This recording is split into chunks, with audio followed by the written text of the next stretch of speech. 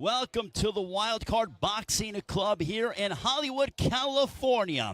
As we get set for the Manny Pacquiao workout as we prepare for Pacquiao and Broner next Saturday live on Showtime pay-per-view. Happy New Year, everybody. I'm Ray Flores alongside Mike Coppinger as we are here in Hollywood, California, getting set to witness the 8th Division World Champion Manny Pacquiao work out for the media here in Hollywood. And, Mike, there's a lot of energy. Manny Pacquiao back on U.S. soil to fight for the first time in 2 years. And lo and behold, the Filipino senator is focused and ready to make another statement.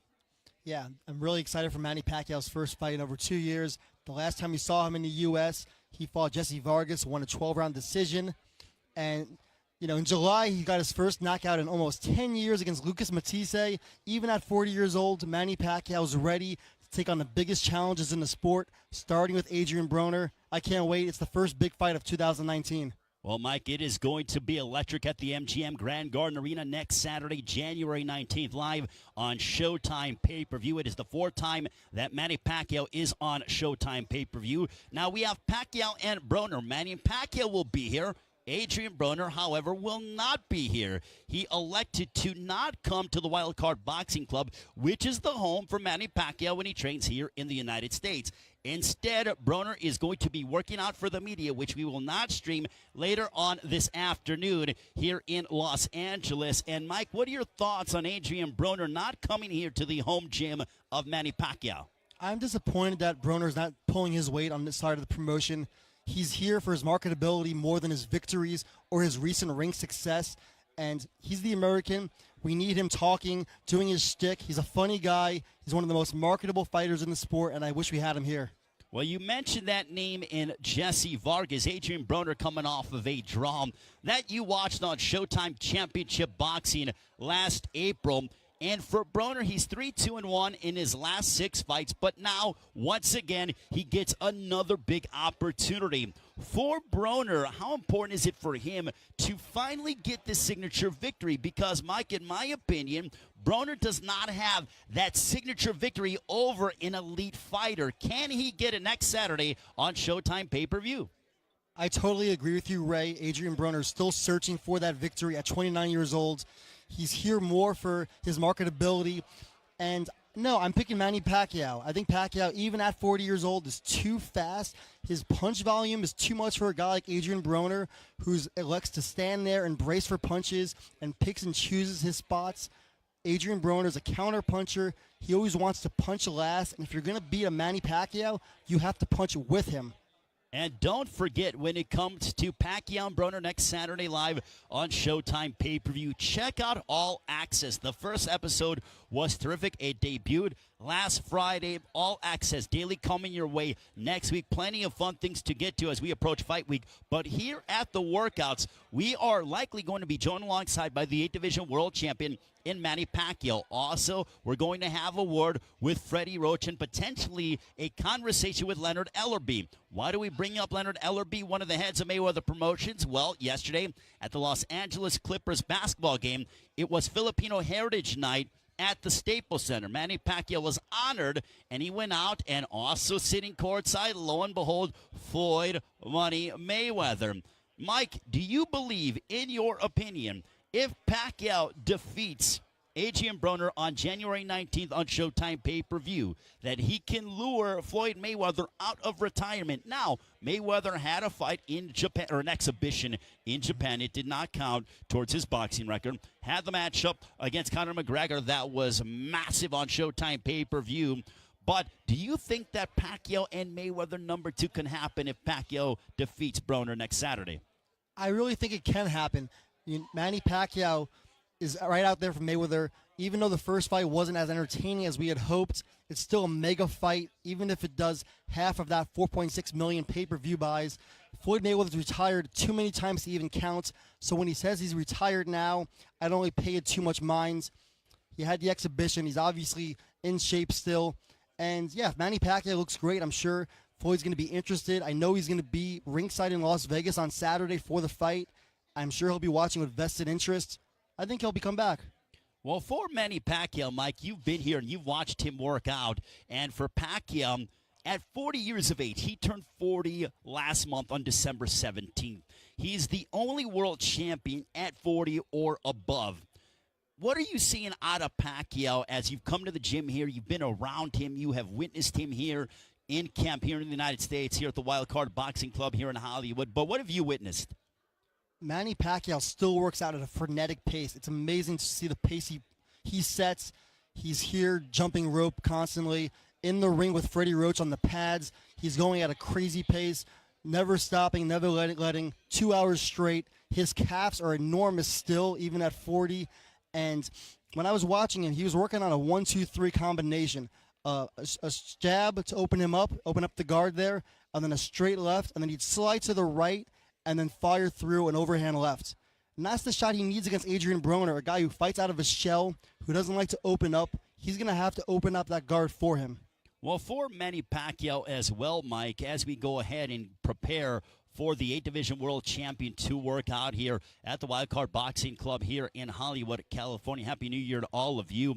But Pacquiao is really, he's focused, he's determined, but now when it comes to his promotional standpoint, he is no longer promoted by Bob Arum and Top Rank Incorporated. Instead, he now has Al Heyman, a Premier Boxing Champions, as his advisor. Al Heyman happens to be the same advisor as Floyd Mayweather. When it comes to the welterweight division, you have Keith Thurman, you have Errol Spence, you have Sean Porter, you have Danny Garcia. So for Manny Pacquiao, when it comes to fighting other top-level PBC welterweights, there's no shortage of fighting the top of the food chain. So if a fight with Mayweather doesn't happen, the rematch, there are plenty of top-level guys and champions that Pacquiao can make himself and get in the ring with if he's successful over Adrien Broner. When I spoke to Manny Pacquiao last week, he told me he's really eyeing that March 16th fight between Errol Spence Jr. and Mikey Garcia. That's who he wants. He wants the winner of that bout, and that's an absolute giant fight. Pacquiao's looking to fight after this, maybe May, June, or July, he said. Now, May is going to be too quick of a turnaround, I'm sure, for either Spence or Garcia, but July lines up perfectly well, assuming there's no injuries, no cuts. And Pacquiao said after July, he's done for the year. He has to focus on his duties as a senator in the Philippines. He has presidential aspirations. But a fight between Manny Pacquiao and either Errol Spence or Mikey Garcia, sign me up. Oh, completely agree with you. Or rematch with Floyd Mayweather. But, Mike, as we've watched Manny Pacquiao, and we witnessed that All Access, that wonderful documentary that we saw as both Pacquiao and Broner get set for their colossal Showtime pay-per-view matchup next Saturday from the MGM Grand Garden Arena in Las Vegas. It would appear as if at this stage, Mike, that Pacquiao is able to handle both duties and be so effortlessly in doing so. He puts effort in both, but what I'm saying is that he knows how to balance them. Before, a couple years ago, it looked like he was trying to focus on boxing, or it was one way or the other. Now I feel like he finally has that proper rhythm and everything is being handled accordingly. Yeah, Manny Pacquiao, maybe at age 40, he's not the same athlete he once was, even if he's still one of the fastest fighters in the sport. But I agree with you, Ray. He's handling his duties better now. He seems to really enjoy promoting. At the press conference here in November in Beverly Hills, he was cracking jokes at Broner's expense. He was genuinely funny. He gets it now. And he also gets it on a fighter level. Yes, he has Boo Boy Fernandez and also Freddie Roach training him now. He doesn't really need a trainer at this point other to show him a pointer here, a pointer there. He knows what he's doing. He's a master boxer. Well, Manny Pacquiao turned pro in 1995. He's going on 24 years as a professional, a champion in 8 weight divisions. What he has done has been remarkable, and he's without question a first ballot Hall of Famer in regards to once he hangs up the gloves and once his fighting days are over. But Pacquiao, at 40 years of age, there seems to be this renewed sense of energy with him. All these matchups potentially with an Errol Spence or a Mikey Garcia or a Sean Porter, maybe a rematch with Floyd Mayweather. Pacquiao seems to be re-energized as he heads towards this matchup next Saturday against Adrien Broner. He really is. Pacquiao's excited by the prospect of fighting under the PBC banner. When I spoke to him last week, he told me he still loves training, still loves fighting. he sees no end in sight, and he's looking for the biggest challenges possible. He's not looking for soft touches to make some money. He wants big fights, whether that's Mayweather, Errol Spence Jr., Mikey Garcia, Danny Garcia. There's so many opportunities. He's excited by it, and he's looking to showcase his talent against Adrien Broner and get everyone else excited too. Well, let's go ahead and talk about one of those potential matchups, as in a few moments we are going to be joined alongside from Mayweather Promotions by Leonard Ellerbe, who happens to be there working alongside Floyd Mayweather, also the promoter of Badu Jack, who incidentally happens to be fighting Marcus Brown. That's the co-feature of the Pacquiao Broner Showtime pay-per-view next Saturday. So Leonard Ellerbe has Badu Jack, former world champion, as the co-main event against Marcus Brown. Then February 9th on Showtime Championship Boxing at StubHub Center, or nearby here in Carson, California. He has his world champion in Gervonta Tank Davis defending his 130-pound title against Abner Mares. That'll be on February 9th here on Showtime Championship Boxing. Just waiting to have a conversation with Leonard Ellerbe. And actually, Mike, I'm very curious to see if he spoke with Floyd as to what him and Manny talked about yesterday at the Clippers game. Yeah, I'm excited to hear about that too. I know Floyd's going to say he's retired, he doesn't interested, but Mayweather said that so many times before that we really can't believe him. We know if there's a big $200 million, $300 million paycheck dangling in front of Floyd Mayweather, that he's going to be enticed to come out of retirement and fight Manny Pacquiao. The first fight is the biggest revenue fight in history. 4.6 million pay-per-view buys. Floyd made over $300 million. Is he going to say no to that again? And there's a lot of storylines too.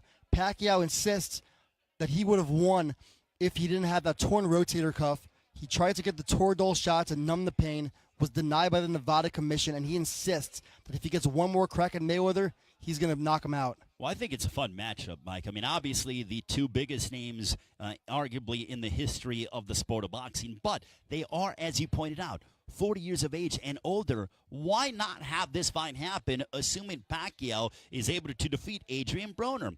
And with Broner, he's looking to play spoiler. He's trying to come out and say, look, people have written me off. I've gotten another big opportunity. Still, people don't believe in me. I feel like Broner heading into this fight, especially with the fact that he elected not to come here to work out at the home gym of Manny Pacquiao, he almost feels disrespected. There's a chip on the shoulder of Adrien Broner. Do you feel that same way, Mike? Yeah, Adrien Broner is tired of everyone criticizing him. He wants to prove that he is the elite fighter that he's paid to be. He's a 4-division champion, but who has he really beaten to grab those titles? He beat Antonio DeMarco, good fighter. Probably his best win is current Showtime boxing analyst Paulie Malignaggi, who has passed his best days. That was a close fight. A lot of people thought Paulie won that fight. Broner is still looking to prove that he's a top operator, that he's one of the best fighters in the sport, and here's his opportunity against a living legend. Well, here's one thing that can be said about Adrien Broner, is that he is an attraction. You either love him or you hate him, but you want to see this guy fight. He is entertaining. He was a world champion at 23. He's a 4-division world champion. But when it comes to the X's and O's standpoint, Mike, Adrien Broner in recent memory has not fought many southpaws, which is what Manny Pacquiao is. The last time Adrien Broner fought a southpaw was back against Habib Ardiev back in Cincinnati. That you saw here on Showtime at Championship Boxing. That was in Broner's hometown of Cincinnati. Do you think that could play an issue when it comes to the problem? It's not just the southpaw style that's going to trouble Broner, and I agree it will. Manny Pacquiao's volume punching is going to give Broner fits. Broner's going to sit back in the pocket, wait to counter, try to punch last. Pacquiao is not going to stop coming. His motor is extremely high, even at this advanced age, and he's too fast. He's so much faster than Broner. His footwork is so much better. Broner's going to have to take chances if he wants to beat Manny Pacquiao. He can't wait back in the pocket. He can't punch last. He needs to punch with him. And people every say Broner has this great chin. Yeah, he's shown that he can handle a good punch. But what's going to happen when he opens up? He's going to have to open up if he wants to win that fight. Well, this is the second fight that Adrien Broner is having under his new head trainer, that being Kevin Cunningham. Broner elected to relocate himself to West Palm Beach, Florida, where Kevin Cunningham now has his gym. Kevin Cunningham, if you remember, has been the lead trainer for Devin Alexander, former world champion, since the beginning. So now that Cunningham and Broner, this is their second time out, do you expect to see a better and more fine-tuned Adrien Broner? He looks solid in his fight against Jesse Vargas that you saw here on Showtime Championship Boxing, but what are you expecting? Are you expecting to see a more seasoned and a sharper Adrien Broner next Saturday on Showtime pay-per-view? I think Adrien Broner is who he is at this point, and if anything, that Vargas fight probably took a lot out of him. That was a grueling fight, one of the best, most action-packed fights of 2018. I think Broner, I don't know that he can really change at this point. I think it's going to just come up down to him taking chances. Does he want to take a chance and maybe get hurt or knocked out? Does he want to stand in the pocket with Manny Pacquiao and trade? Because here's the thing. Against a guy like Jesse Vargas, when Broner would open up and start his attack, Vargas would cover up. Manny Pacquiao is not going to do that. If you punch Manny Pacquiao, he's going to punch with you. He's not going to wait for the counter opportunities. And that's when you're in danger. Well, let's be honest, Mike. Adrien Broner cannot elect to wait. He has got to put the pressure on, and he has to get off early, because if he decides to sit back and wait, which has been the case in his losses against a Marcos Maidana, which has been the case against a Mikey Garcia, which has been the case against a Sean Porter, it hasn't fared and gone his way. Broner needs to start more aggressive in this fight against Manny Pacquiao, because the last thing that Manny Pacquiao or that Adrien Broner wants to do against Pacquiao is get down by a significant margin early. Yeah, Manny Pacquiao's a fast starter, too. Look at the Floyd Mayweather fight even. Pacquiao was winning those early rounds. He hurt Floyd Mayweather in round 4. Adrien Broner is one of the slowest starters in boxing. It seems that he doesn't really open up until it's far too late. The Sean Porter fight, he was down big on the cards, lost almost every round, and then what does he do in round 12? Knocks Porter down and hurts him. It was too late then, and if he's going to wait until round 8 or 9 against Pacquiao, he's done. He did the same thing against Jesse Vargas, losing most of the first half of the fight, winning most of the second half.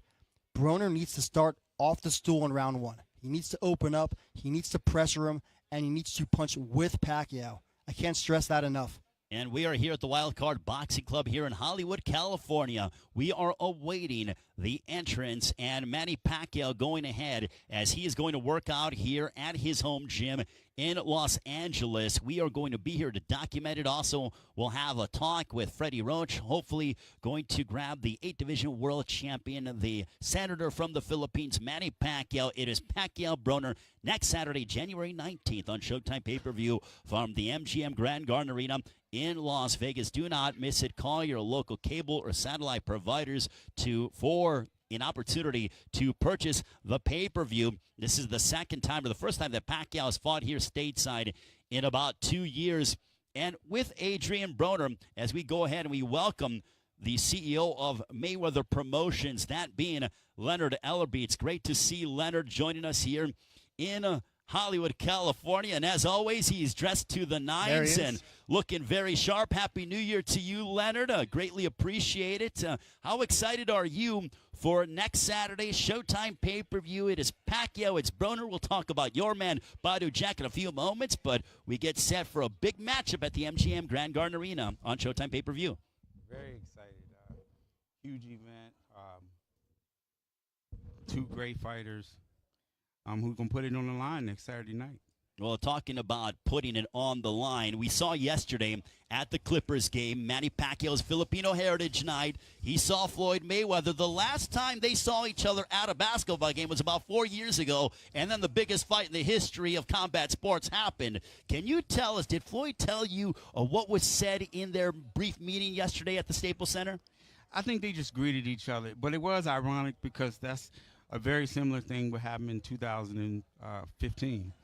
And it was just kind of odd that just seeing that, because we obviously knew that Manny was coming to the game, and Floyd has season tickets to the Clippers game. And actually I was just surprised because it's so reminiscent of what happened in 2015. Just like, wow, how ironic that is. Does that mean we're going to see another rematch? The same thing that happened in 2015, the basketball meeting followed by the big fight? No, I don't think we're going to see that. Why not? Let's talk about what we are going to see. Badu Jack against Marcus Brown. That's the co-feature of Showtime pay-per-view next week, Pacquiao and Broner. You've promoted Badu. You've been around him, 35 years of age, former two-division world champion. What can you tell us about how Badu's mindset is and how he's looking conditioning-wise as he prepares for Marcus Brown next week? He's really, really in great shape. He's a veteran. And after fighting all of these fights, especially the last 6 fights against world champions, his experience is on another level. And I think that that's one of his strengths coming into this fight. He knows how to prepare.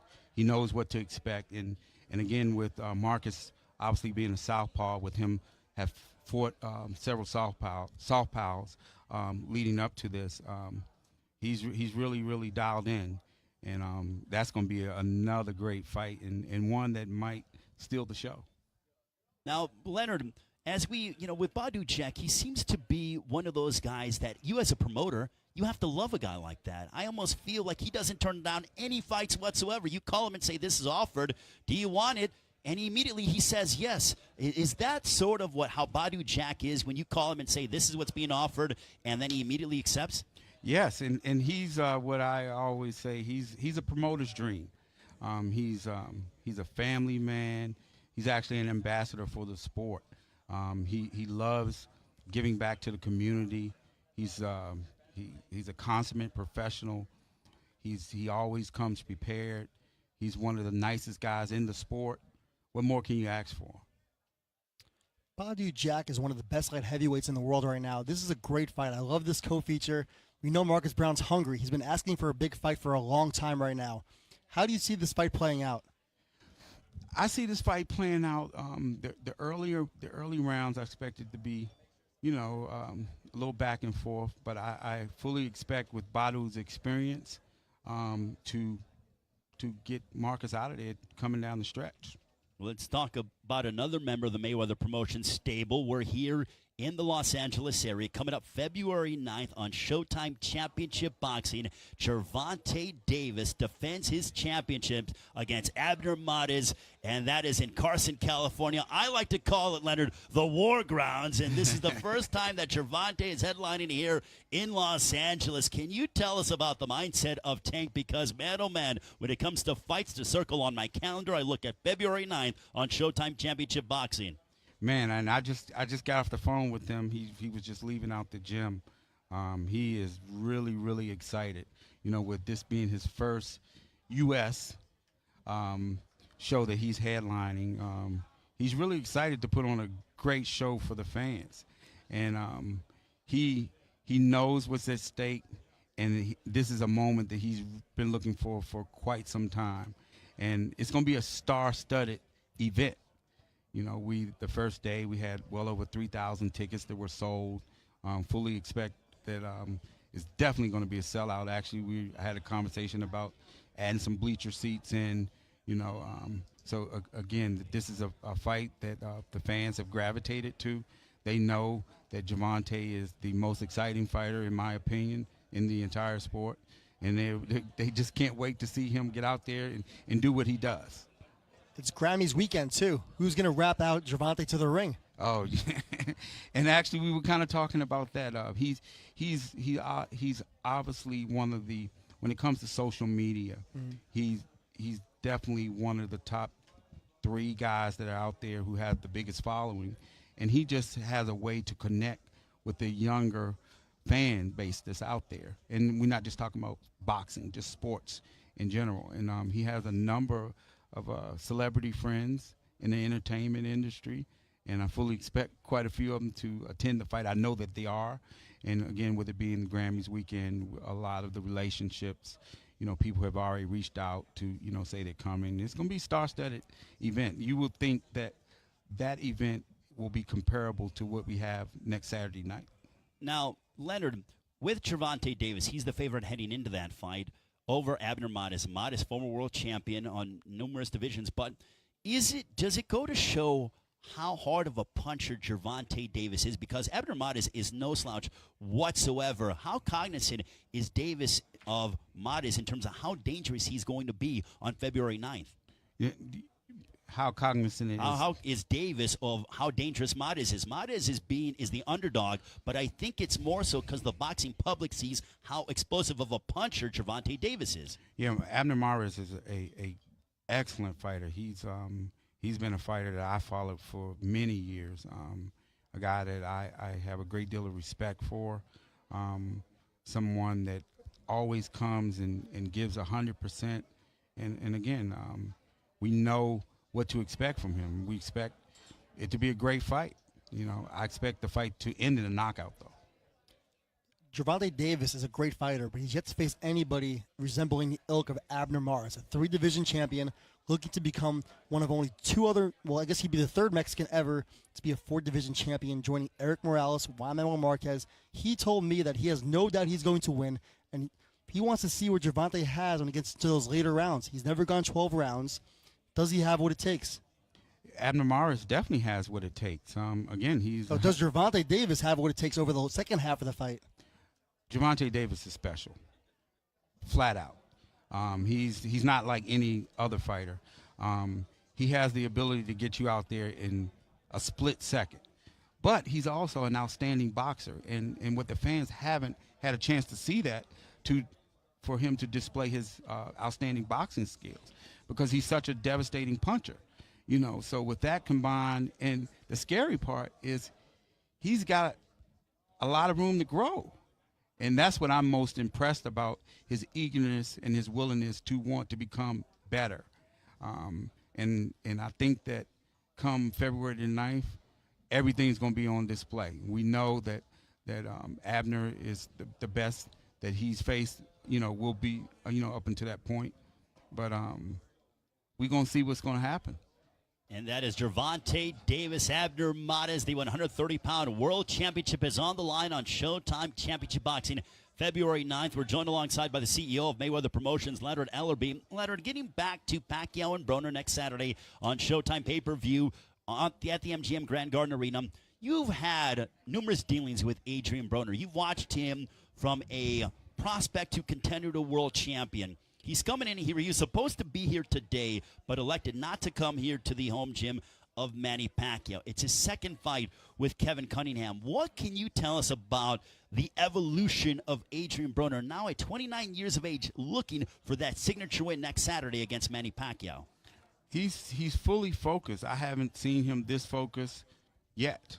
I think that he has a chip on his shoulder, and he's looking to prove all the critics wrong come next Saturday night. And I personally think he has a very, very good chance to pull off the upset. The key to Adrien Broner, in my eyes, in the past has been, you hear the fans say, letting his hands go. He needs to let his hands go. I think that the work that he's put in, the preparation, and as you mentioned, this is his second full camp with Kevin. The preparation that he's put in, the sparring, the road work, everything what it takes to have a great camp, he's done that. Come next Saturday night, I can promise you the fans will see the best version of Adrien Broner. Now, Leonard, you have mentioned to me numerous times that there are levels to this game when it comes to being in the ring and from a promotional standpoint. Adrien Broner isn't here today. Can you tell us about have you had a conversation with him? Have you heard dialogue as to why he decided not to come here? This is just me guessing, is that I don't think he wanted to be here at the home gym of Manny Pacquiao. But can you tell us, have you heard anything, or what your initial analysis is as to why Broner isn't here today? You just said it. You just said it. And that's his prerogative and his decision. He didn't want to come here because this is Manny Pacquiao's home gym. And, again, that's Adrien Broner's prerogative. And I respect him for that. Because if I was in those shoes, meaning I'm saying that as the fighter, I would, I could see him looking at it like that. And that's his prerogative. He's the only one that got to get in there and do what he needs to do come next Saturday night. And he's just so focused, though. He has layers of focus, and that's the part that I've been very impressed with thus far. To see him put in that work, because he knows what's at stake and knows what a victory over a legend like Manny Pacquiao does for his career. It's a career-defining win if he's able to pull it off. And, again, I think he has a very good shot at doing that. Many people haven't, the insiders in the sport, haven't given him the credit, that I think that he deserves. A lot of the stuff has been self-inflicted, but he has a great opportunity next Saturday night to right any of those wrongs. He instantly becomes a major player in the 147-pound weight division with a victory over Manny. I totally understand why Adrien Broner wouldn't want to come to Manny Pacquiao's home gym, but this is a pay-per-view, and the bottom line is promotion. And you've seen firsthand for years the hard work that Floyd Mayweather's put in to become the biggest pay-per-view attraction in the sport. Shouldn't Adrien be here and put egos aside to make sure he sells pay-per-views and helps his own bottom line? Well, Adrien Broner is focused on winning a fight, and that's what he should be focused on, is doing any and everything to stay focused for what he's got to do next Saturday night. And again, it's his prerogative for not wanting to come to this gym. He is coming to L.A. at 4 o'clock this afternoon to another gym. He just didn't want to work out in the same gym that this is Manny's gym, and I don't blame him. Now, Adrien Broner has had success during the course of his career, Leonard, and you mentioned that, he has had some issues. Granted, a lot of them have been self-inflicted, but at 29 years of age, can you see a part where next Saturday he turns that chapter, because as you get into your late 20s, early 30s, you start to mature as a man. Have you seen that out of Adrien Broner? Because we have heard that before, but in your dealings with the man known as the Problem, are you seeing it firsthand? Yes. Again, I've never seen him this focused before. I haven't seen him put that kind of work in. He knows what it takes to defeat what he has to do to defeat a legend in Manny Pacquiao. He knows that everybody is against him. He's talked about he's doing this for the hood, and he really believes that, and because it's like he feels as though that he's putting it all on his back. Everybody's against him. That's why he has that chip on his shoulder, and no matter what has happened in the past, all it takes is him to go out there and get that victory next Saturday night, and then what is everybody else going to say then? Well, talking about the hood, Leonard, he has been an influential part, with what he's done, helping out guys like Rasheed Warren, who is on the undercard that you'll watch on Showtime pay-per-view, guys like Robert Easter Jr. So Broner, being from Cincinnati, he's been boxing since he was 6 years of age.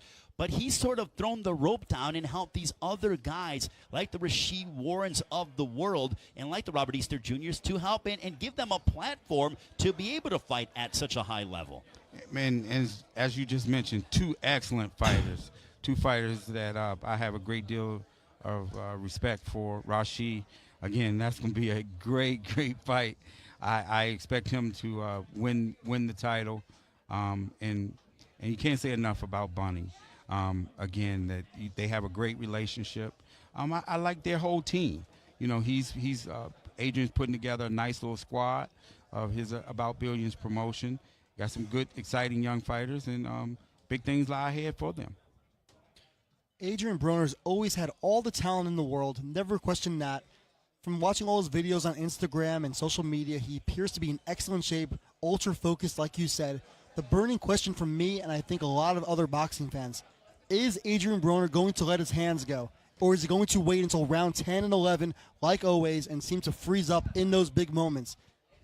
Well, no, I think that I know his approach is different from any other fight with this fight. This is the biggest stage as it gets. It gets no bigger than Manny Pacquiao. And again, a win over a legend like Manny Pacquiao, it puts him on a whole nother level for a couple reasons. One, money-wise, the options are unlimited for Adrien with the victory over Manny, and I think that he knew that when he accepted the fight, and actually this is a fight that he wanted for quite some time.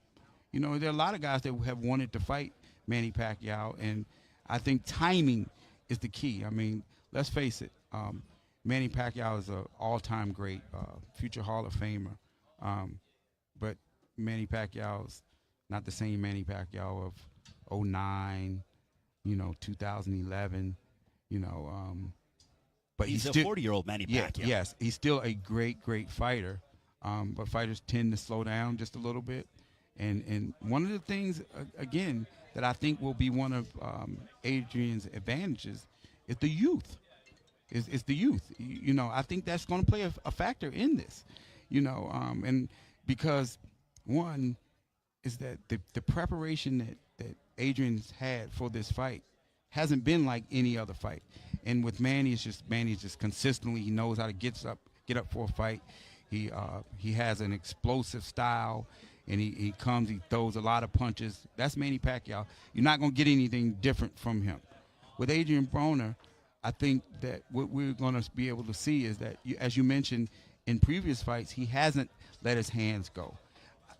I know for a fact that Kevin and him, they have some things that they've been working on to kind of disrupt a lot of things. And again, I think that he will be effective with the strategy that they have in place.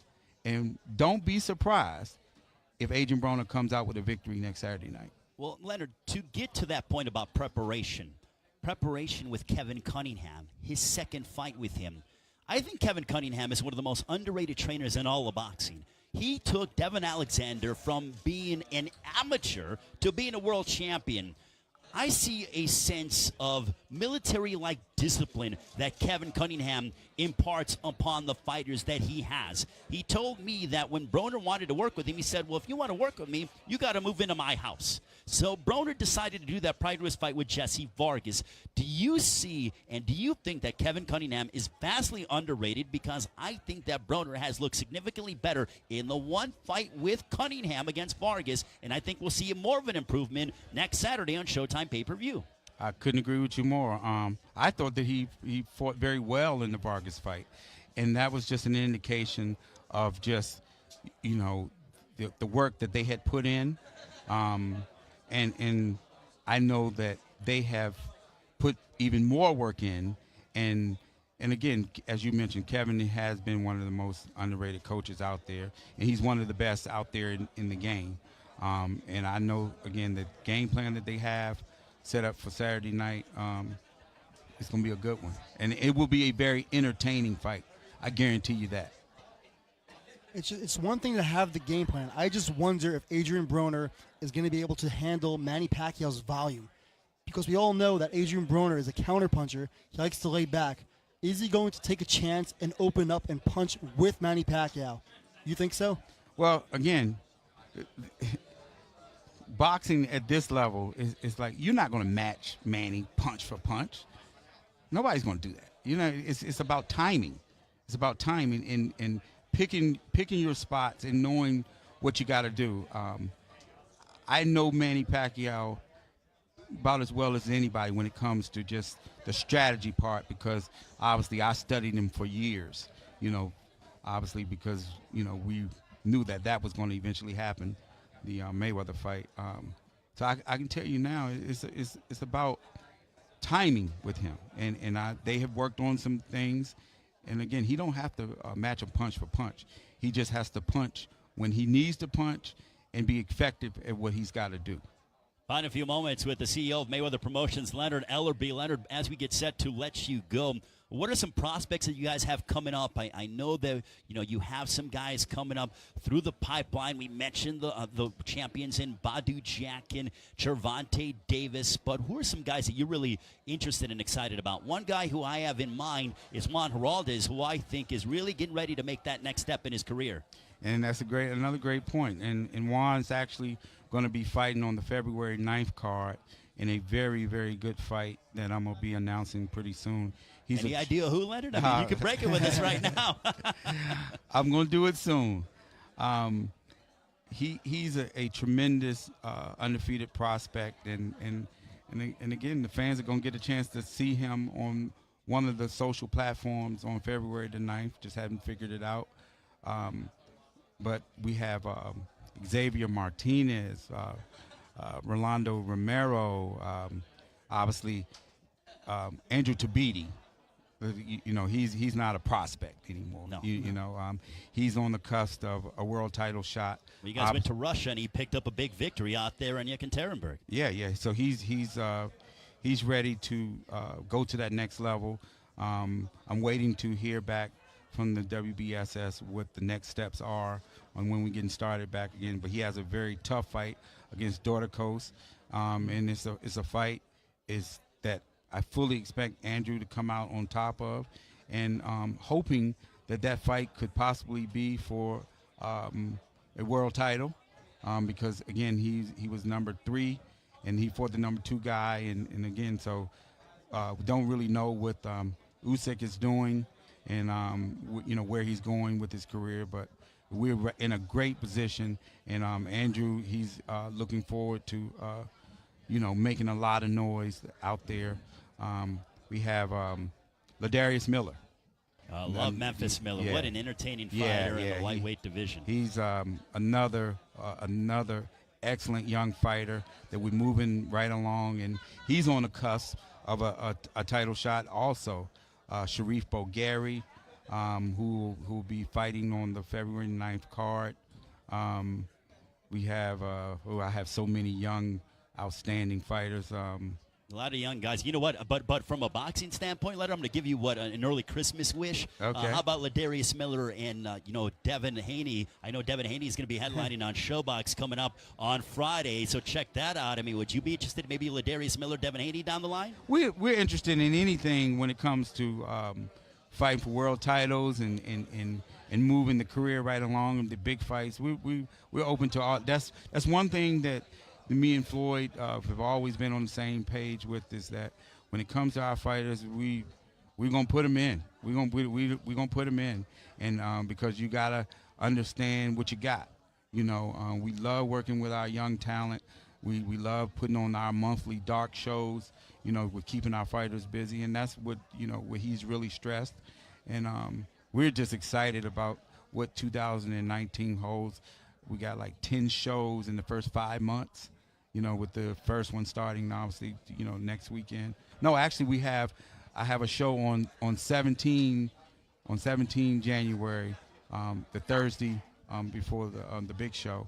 I'm gonna showcase all my young fighters, and again, it's gonna be a show that I'm gonna stream, and since Showcase you got some of the young talent. Yeah, showcase some of the young talent, and we're gonna invite all the media, to come. I'm doing the show. I can break this now because my team hadn't put out the release. We're gonna do the show from the MGM next Thursday. Beautiful. Yeah, so give you guys a chance to come downstairs and relax and check out some young prospects. There you It's go. always a blast. Leonard, thank you so much. Thank the CEO you. of Mayweather Promotions, sharply you. dressed as Thank always, you. bringing Hollywood swag here to the Wild Card Boxing Club. Leonard Ellerby, the CEO of Mayweather Promotions, joined us. Leonard, thanks so much. Greatly appreciated. And coming up in a few moments, we're going to be talking with Freddie Roach as we continue to count down to Pacquiao and Broner next Saturday on Showtime pay-per-view. You are watching the Manny Pacquiao workout as the 8th Division World Champion will step inside the ring and prepare himself and work out for the media, and you can watch it. We will react to it as well. And now, from Leonard Ellerby, the CEO of Mayweather Promotions, in a few moments, we are going to be joined alongside by the Hall of Fame trainer, Freddie Roach. And Mike, I'm excited to speak with Freddie Roach, but quickly, what was your synopsis as to what we heard on Leonard Ellerby in regards to Adrien Broner? Leonard has had many dealings with Broner over the past few years, and he said that Broner is the most focused and dedicated, and that he really understands that this is the biggest opportunity of his life.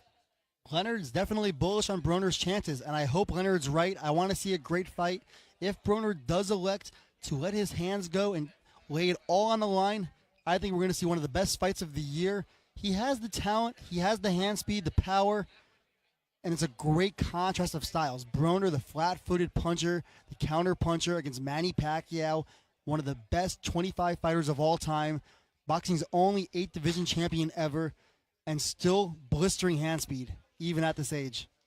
Well, it is going to be very interesting. And don't forget, if you haven't seen All Access, a comprehensive look at both Pacquiao and Broner, it is on Showtime, the social media pages. Next week, All Access Daily, as we'll follow around both Manny Pacquiao and Adrien Broner as they get set for their Showtime pay-per-view matchup next Saturday, January 19th on Showtime pay-per-view from the MGM Grand Garden Arena in Las Vegas. Mike, Manny Pacquiao is no stranger to the MGM Grand Garden Arena. It is the 14th time he has fought at that venue. He's had some special moments there. He's had some moments where he's had to literally get off the canvas, but for Pacquiao, back at the MGM Grand Garden Arena, I think it's a fitting return when it comes to destination-wise for the 8th Division World Champion.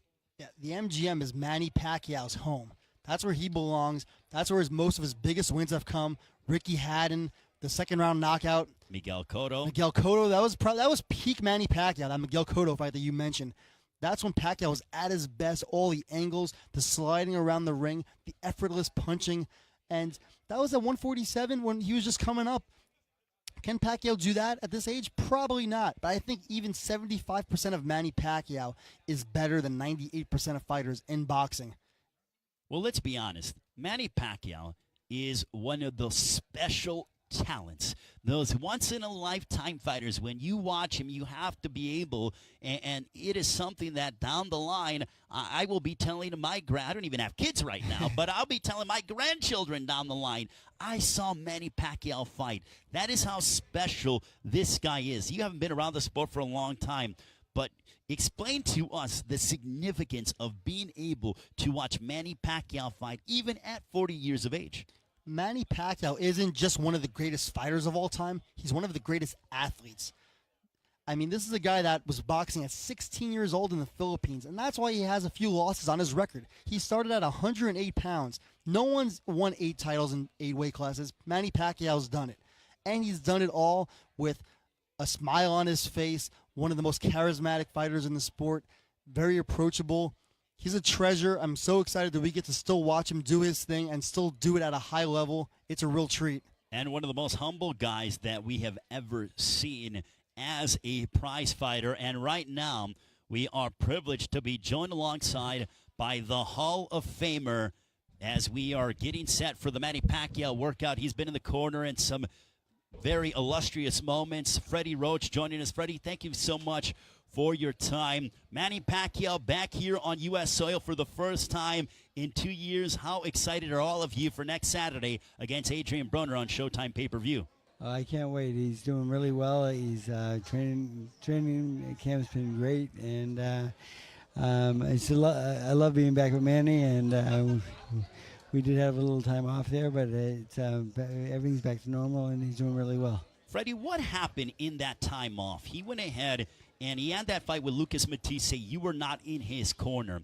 Now that you guys have reunited, can you tell us about what happened and what your role is now? Because to my understanding, it is still Boy Fernandez is his lead trainer. So can you break us down as to what transpired in that entire, with Manny Pacquiao? Yeah, well, the thing is, after the Horn fight, we discussed about being a senator and a championship boxer and how difficult both are.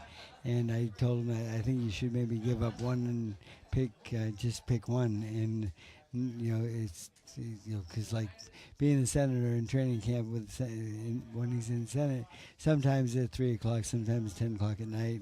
But no matter what time he's out of Senate, we have to practice. And it wasn't a great training camp, I felt. And I thought that he should maybe give up one and just because it's so difficult to be a world champion by itself, but then be a senator on top of that. So we had a discussion after the fight, and then we didn't speak for 2 years, and I heard he was a little pissed off about that conversation. Yes, and the thing is, he had the press conference with Broner here. He called me up, said, "Freddie, can you come to my hotel? I want to have a meet with you." I said, yeah. So he said 9:30. I said, "I'll be there." And we went down, and we were in a room with about 10 people. and just talking to each other. And he said, first of all, I'd like to say, I'm sorry for not inviting to the last fight. I said, don't worry about that. That's water under the bridge right now. I said, let's get past that. There's no problem there. I mean, we've been together 15 years. I mean, I have no reason in the world to be mad at Manny Pacquiao. I had great runs with him. And so we discussed what my job was, how Boo Boy wants to be more involved, and so he can have a future in boxing as a trainer. And so everything worked out really well, and we're all working together as a team right now. I'm doing more of the mitts right now because Boo Boy gets a little bit more tired than I do. And I can still go 12 rounds with Manny, and I'm happy to be able to do that. And so, I mean, everything's been really good. Yesterday was Boo Boy's day. He worked really hard yesterday, and I think I'm catching today. So we'll see. But the thing is, catching Manny is a great thing to do. It's a lot of fun, but there's a lot of pain involved and a lot of action, okay? And I'm strictly working on the game plan of how to fight this Broner. You know, he's more of a counterpuncher. He doesn't like to come forward too much. And Manny does like when people come to him. And since Broner doesn't do that too often, Manny's going to have to be the aggressor in this fight a little bit and use his feints and just trap this guy into making it more of a fight. Following Manny Pacquiao's tour de force performance against Miguel Cotto, he went through a big knockout drought. You all along called for that ruthless aggression that Manny Pacquiao used to show at his peak. And I thought he showed it against Lucas Matisse in July. Are we going to see that same aggression, that same viciousness from Manny Pacquiao next week? I feel we are because, I mean, there's been rumor around that Manny's telling people that he wants to knock out in this one. And I have never heard that in my life from Manny Pacquiao. He would never say that in the past, and for him to say that, I mean, it's got to be true, and I love that. I love that attitude because, you know, the thing is, I think, you know, the last knockout with Matisse, it was so satisfying, and he realized that you know, this is what the fans really want, and you know, we had again great runs of knockouts and so forth, and then, you know, 6 years go by and we finally get one, and I think that will carry over to this fight, and I think I don't think Manny will go out there looking for the knockout because he knows better than that. But the thing is, if he does hurt him, he will finish him. Is it fair to say that Manny has once again reinvigorated the fact of, okay, this is what it feels like to knock out my opponent, to where it's almost like you get bloodthirsty and you feel that sort of, okay, I can really hurt this guy. Do you expect to see that same aggression from Manny Pacquiao next Saturday on Showtime pay-per-view against Adrien Broner? I do. I definitely do, and that's why I'm really excited about everything here. That was one of the best quotes I've heard, that Manny's been saying that he's going to knock this guy out, because I like that attitude, and I don't think any fight should go the distance. Well, the one item in boxing and combat sports is Father Time is undefeated. Manny Pacquiao just turned 40 years of age on December 17th. Freddie, you've been around the sport for a long time, Hall of Famer. What are you seeing out of Manny Pacquiao? There is talk and there's discussion that, who knows, when a guy steps in the ring, they could turn and become old overnight. What are you seeing as you're catching the mitts and around Manny Pacquiao on a daily basis?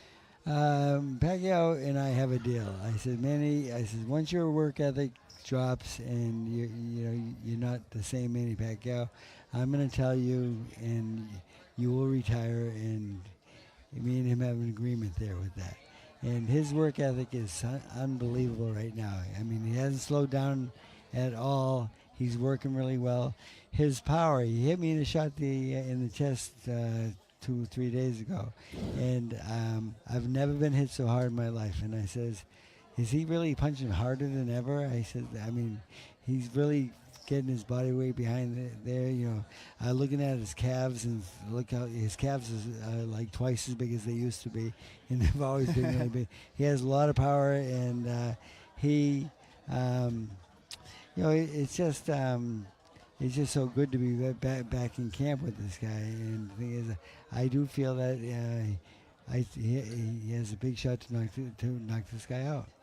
Even if Manny Pacquiao isn't at his athletic peak at age 40, does his wealth of knowledge and experience make up for that and make him a more complete fighter?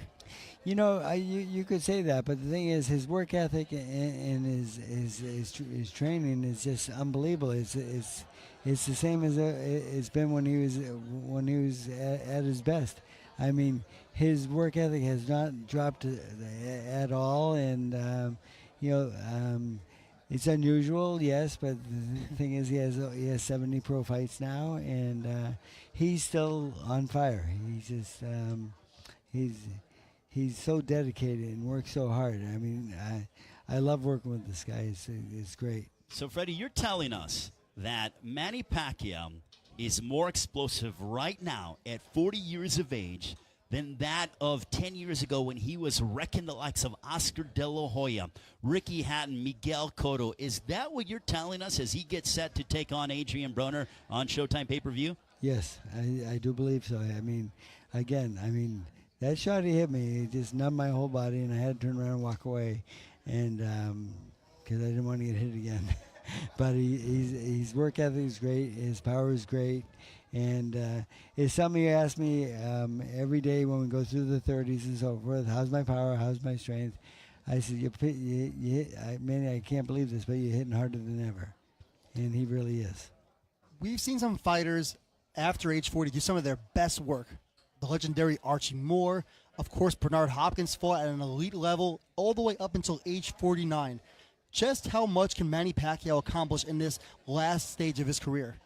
You know, it's really we don't have a number yet because I mean we're going right now, and again, like you said, fighters could get old overnight, and the thing is, I don't see that happening right now because his work ethic is so great, and but it can happen, yes. And the thing is, I think that's why we have to go fight by fight. And I think that agreement that we have, that once you start slowing down, I will ask you to retire. And he says that he will agree with me. And but I think we're going to have to wait to a point like, I think, I'm guessing at this. I'm not really, I don't have any fact of this, but has there ever been a president that's a world champion also? I don't think that was the case.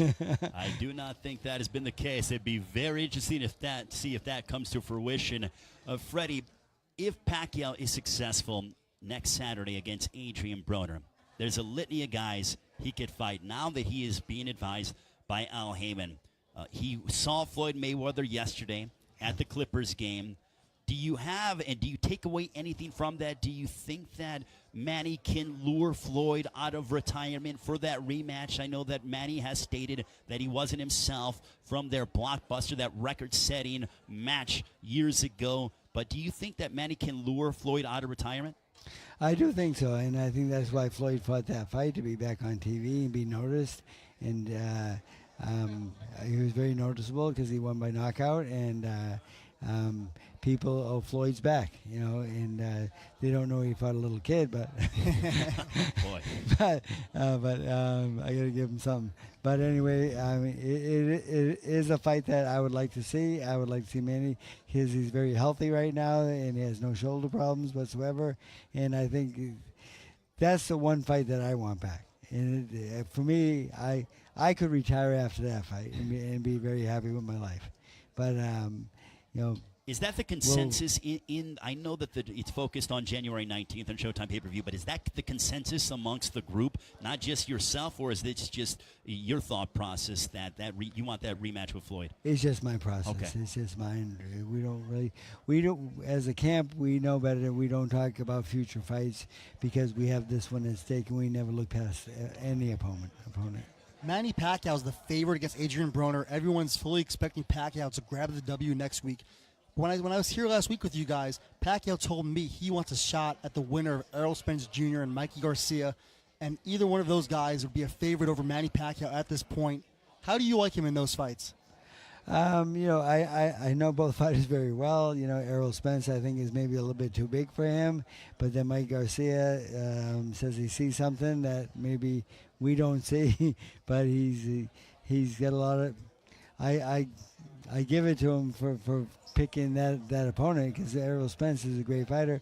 I did train Errol Spence when I was on the Olympic team, and when I was helping the team, and he is a very good fighter. And I did see him knock out Adrien Broner one day at the Olympic Training Center. I didn't knock him out on the floor and nothing like this, but he hit him hard enough where he didn't know where he was, and they had to stop the fight, to stop the sparring. And so Errol Spence is definitely a good fighter, yes, but the thing is, Manny Pacquiao doesn't want to just be in the fight game to fight. He wants to fight to be the best and fight the best. I mean, if Mayweather doesn't come to the table, somebody else will. And Errol Spence, he's definitely welcome to come. Freddie, is it fair to say that Manny, you mentioned earlier about that the reason why you guys, did not come to terms on the next fight or on the previous fight with Lucas Matisse is you wanted to see Manny more focused on boxing. Do you think that Manny has done a better job and has fully grasped how to be a politician, a senator, how to put that to one part of his life, and how to train fully 100% as a prize fighter? Yeah, he really has, because when we're in the Philippines and he's in Senate and working in Senate and getting out at different hours every day, and the boxing program comes second to that. And so for this training camp, he's completely off. They gave him a pardon and let him just concentrate on the fight only, and that's what he's doing right now, and that's what he needs to do. That's the best thing for Manny Pacquiao. If this structure can continue, then he still has a career for quite a few more years if he wants to. I'm not sure how many people saw Pacquiao's win over Matisse. I know the Pacquiao fight against Jeff Horn was viewed by far more people. For those who only saw the Jeff Horn fight, how surprised will they be by how good Manny Pacquiao looks against Adrien Broner? Yeah, Manny fight with the Matisse fight. I mean, it was a great fight to watch. I mean, I watched it, and a lot of people said, "Why did you watch that fight? Are you mad at him?" I said, "Why would I be mad at him?" I said, "I had 15 great years with this guy. He didn't call me for one fight, and things happen in boxing, and seeing that win and seeing that knockout and so forth, I love watching that, and I love the things that I taught him that some moves he made and so forth, and he's he knows my style so well. I mean, he knows it better than I do at this point. And the thing is, the strategy of the fight, he knows, and we're fighting a counterpunch this time, which isn't the best guy in the world. Manny likes more when people come to him, of course, and he's going to have to initiate this fight, because I think Broner will not come to Manny Pacquiao, because he'll get eaten up if that happens. Freddie, when you, obviously, we've seen you around the game for a long time and training different guys, but I see a twinkle in the eye with you. It's almost like reunited, and it feels so good. And we see that out of Manny as well. Do you think that that's an accurate portrayal as to how you guys are? It's like you guys are reunited, and it's like, my goodness, I missed my best friend, and now you guys are back together and in full unison. Definitely, he is my best friend, and the thing is, I mean, he's the greatest fighter I've ever trained, and I mean, the things we've done together and the things he's done for me, I mean, he's really changed my life. Again, like, the downstairs gym, like someone says, oh, this is a real nice gym you built. I said, I didn't build this gym, Manny Pacquiao did. Because Manny Pacquiao was the reason we made that gym, because, like, we have too many people upstairs, and Manny had to get more privacy downstairs, and so Manny offered to build the gym. We bought the laundromat, and now it's one of the best gyms in the world. This is nice. This gym is 33 years old, but downstairs is like 8 years old, and it's something we definitely needed to separate the fans from Manny Pacquiao, because his fanfare, I mean, there'll be 300 to 400 people in the parking lot. They're probably halfway there by now. Bernard Hopkins was in his 40s when you trained him for that fight with Joe Calzaghe. Very close fight, and he looks great. Do you see any similarities between Bernard and Manny Pacquiao? Yeah, being at that age and so forth, Manny's more aggressive and wants to work harder and wants more all the time. And we try tried to get him to rest at certain points. Okay, Manny, don't run tomorrow. He says, why? I said, because you're sparring tomorrow, and sparring is more important than the run. And I said, just sleep in and stuff like that. He said, well, Freddie, what if my opponent runs that day? I said, yeah, you're right. We'll do a little bit of both. He's very, very difficult to negotiate with because you can't tell Manny Pacquiao what to do. You can negotiate the deal, and you can give and take a little bit, and you won't get it all, but you'll get some.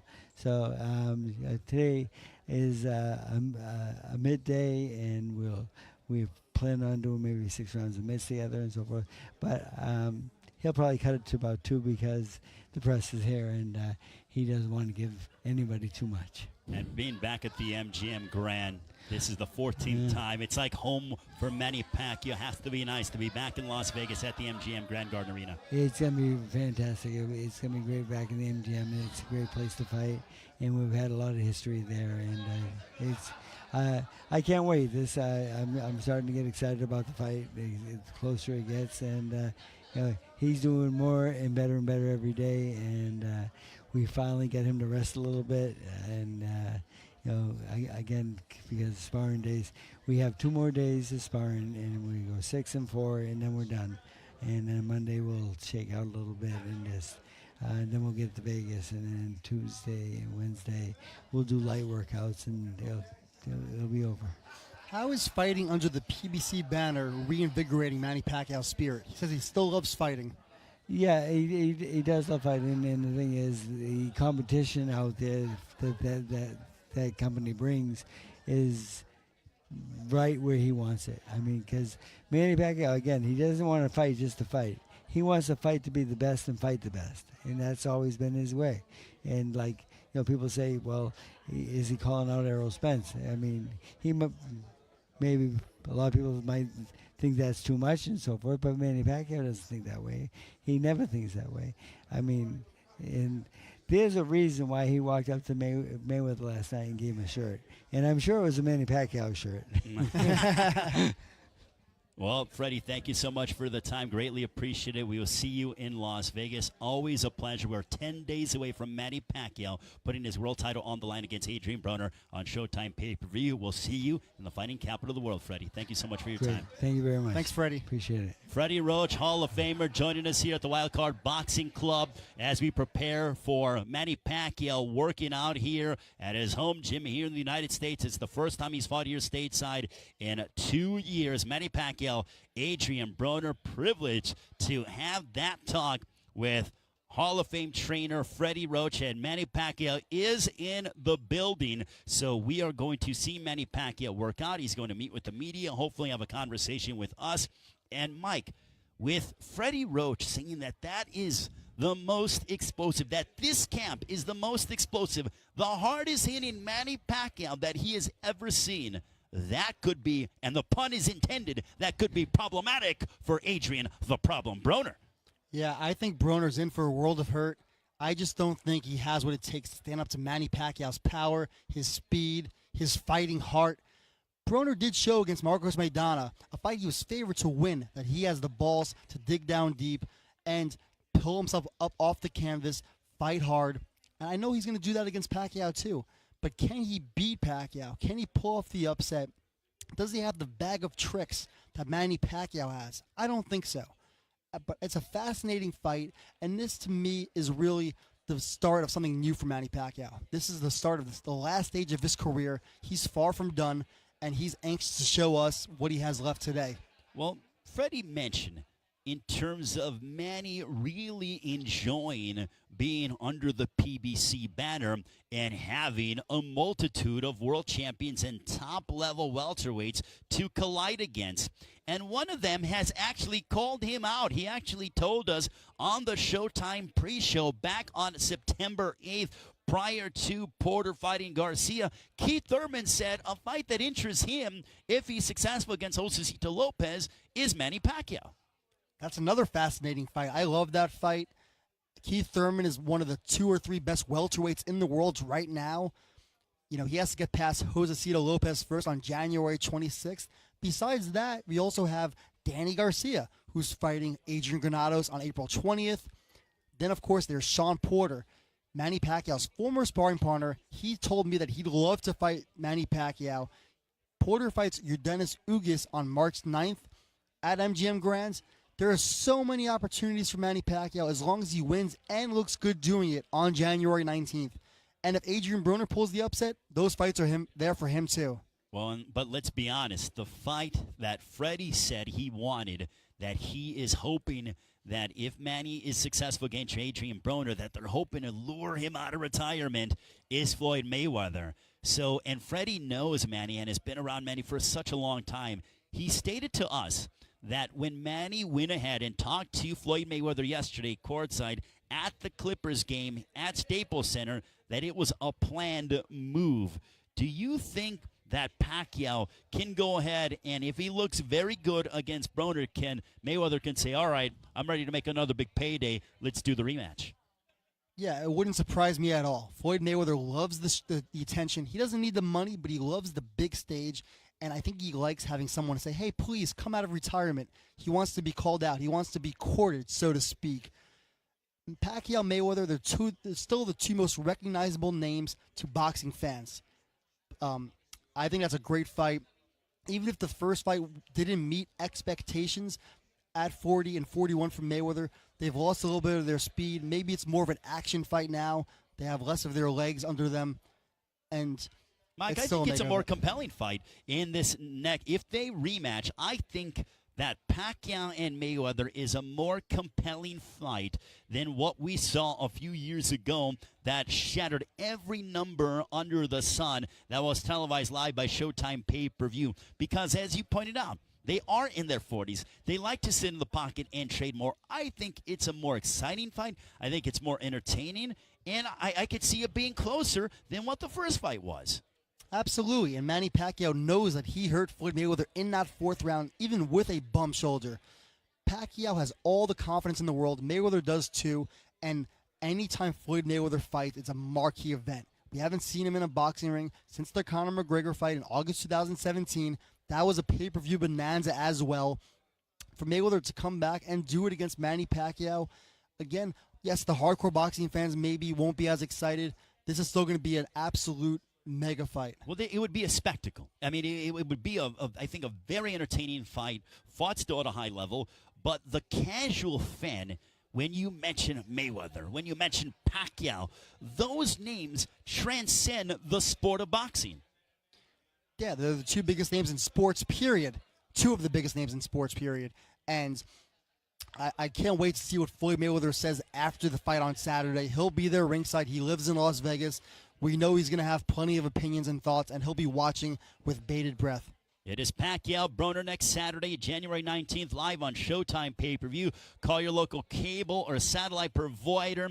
Make sure to go ahead and get ready to check out Manny Pacquiao, Adrien Broner. But here at the Wildcard Boxing Club here in Hollywood, California, Manny Pacquiao is moments away from stepping inside those ropes. He's going to meet with reporters, and then we are going to have a conversation with him. He's going to work out as well. I believe it is Freddie Roach who is going to go ahead and here is Manny Pacquiao. He's in the door as he greets Leonard Ellerby, the CEO of Mayweather Promotions, smiling from ear to ear.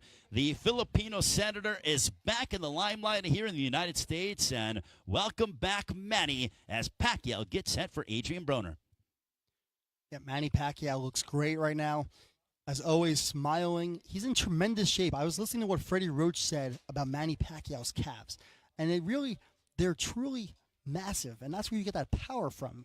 When you could sit on those punches and you generate that power from your legs, he's coming to knock out Broner. That's what he told me. He wants the knockout, and Freddie's right. He never calls for the knockout. He wants a statement, and he admitted that it does motivate him that everyone's saying Manny Pacquiao's a shell of his former self. He's not the same fighter. He looked ordinary against Jeff Horn couple of years ago. He wants to prove it to everyone that, yes, even at 40, I'm still the guy, not just a guy. Well, the narrative, Mike, that we hear prior to this fight with Manny Pacquiao is, I'm looking to put on a good performance for the fans, for the Philippines. I hope we're all safe. In the lead-up, you heard, he told you, I want to knock this guy out. Do you think it is that Broner could have gotten under his skin, or what Freddie was talking about, that because he knocked out Lucas Matisse, he once again realizes how it feels to knock out another guy, and he likes that feeling? Yeah, when you get a feeling of something like that, you want more of it. You want to feel it again. That's what Manny Pacquiao built his whole reputation and legacy on. Those brutal knockouts. That second round knockout of Ricky Hatton, where we didn't even know if Ricky Hatton was going to get up, flattened by one single shot. That knockout of Miguel Cotto, David Diaz at 135 pounds. Well, when he carved up Oscar De La Hoya for crying out loud. And Manny Pacquiao's inside the ring, as you see Buboy Fernandez as well, the 8-division world champion, only world champion over 40 years of age, is inside the ring as he gets set to wrap his hands. And that always impresses me too. Manny Pacquiao always wraps his own hands. He doesn't need anyone to do it. He is a true veteran of the game, and he does it all with a smile on his face. He truly, I think, is enjoying this after not fighting in the U.S. for 2+ years. He missed the attention, he said. He's back in L.A., his adopted home, ready to do his thing, and in another absolute marquee fight.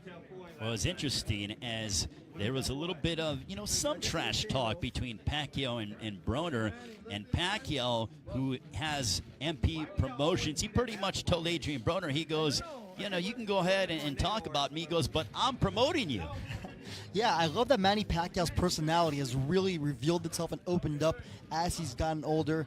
He's clearly a lot more comfortable cracking jokes with his English. Of course, his native is Tagalog, and he loves it. He loves joking around. I think you're right. This is the perfect dance partner for Manny Pacquiao. A guy like Adrien Broner who tells jokes, tries to get under your skin. Maybe Manny Pacquiao needs that to go that extra mile to get the knockout, to really press forward.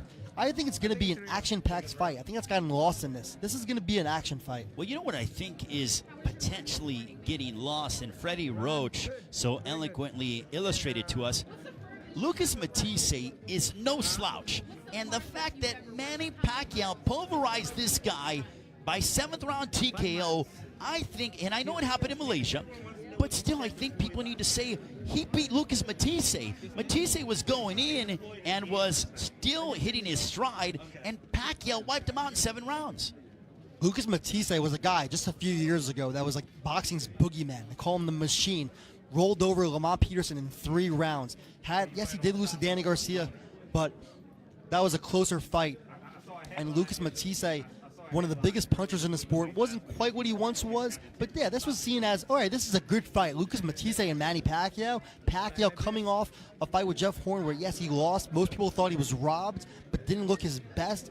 And then he just absolutely rolls over Matisse in Malaysia like it was nothing. He showed the same in and out, short bursts of speed, the angles. It was a vintage Manny Pacquiao performance. If he does that to Broner, what do you think people are going to be saying? Well, they could be saying Manny Pacquiao may have once again found the fountain of youth, and who knows how long this run can go. And again, going back to our conversation with Freddie Roach, Freddie pretty much said, look, I'm going to see how long Manny can go. His work ethic hasn't lessened. It seems like his work ethic has gotten better, which I didn't even know that was possible, but now he seems to be streamlined in his approach. The Philippines have given him an opportunity to squarely focus on this fight, and I think all of that is going to help Manny Pacquiao be the best Manny Pacquiao that we can see at 40 years of age. But as you illustrated, Mike, a Manny Pacquiao 40 years of age is probably better than 99% of fighters out there. And no disrespect to anybody else, but Manny Pacquiao is a once-in-a-lifetime fighter. Manny Pacquiao is still Manny Pacquiao. The biggest problem with fighters that get all that fame and fortune and the riches that Manny Pacquiao has accumulated during his illustrious career is the motivation there. Marvin Hagler famously said that it's hard to get up and run when you sleep in silk pajamas. But Manny Pacquiao is showing that he still has the fire. He still loves fighting as much as he used to, even at his younger ages. How far can he go? We've seen a lot of guys do it. We talked about Bernard Hopkins earlier, going deep into his 40s. When Bernard Hopkins beat Felix Trinidad, people were like, all right, maybe he can't do much more. And he kept doing it. He beat Antonio Tarver at 45 years old. He beat Jean Pascal at 46. Can we see Manny Pacquiao? I mean, I don't want to get too far ahead of ourselves, but can we see Manny Pacquiao do these kind of things maybe, 42, 43? I think it would be one of the most impressive things that we have seen in the sport because of the fact that Manny Pacquiao started his career at 108. The fact that he wasn't even 110 or above. He started his career that light some nearly 24 years ago in the Philippines. The victories over Barrera, the victories over Morales, the narrow victories over Marquez, then De La Hoya had Miguel Cotto, on and on and on we can go. The demolition that he did of Antonio Margarito. I mean, Manny Pacquiao's career, we could literally have go down the list in terms of how much Manny Pacquiao continues to further his legacy, and that legacy he hopes to further next Saturday, January 19th, on Showtime pay-per-view against Adrien Broner. You're right. There's so many great Manny Pacquiao wins that you sometimes forget about some of them. The Antonio Margarito fight, he ruins Margarito. Shattered his orbital bone. Margarito was a monster, and he was never the same again. I mean, the 4 legendary fights with Juan Manuel Marquez, one of the most legendary series of fights in boxing history. The trilogy with Eric Morales, that fantastic first fight. It's amazing that Manny Pacquiao, after all those fights, 70 fights, he still has the opportunity to add to that legendary legacy and possibly move up that all-time ranking. Well, and also beating Timothy Bradley as well. I mean, Timothy Bradley, former world champion, outstanding fighter, but Manny Pacquiao has never shied away from an opponent, and lo and behold, Adrien Broner will be standing across the ring from him January 19th live on Showtime pay-per-view. Ray Flores, Mike Coppinger, as Pacquiao has his hands wrapped in. His longtime publicist friend Sturberg is there as well, alongside Hall of Fame trainer Freddie Roach, who's going to be catching the bits. And now Manny Pacquiao will meet the media.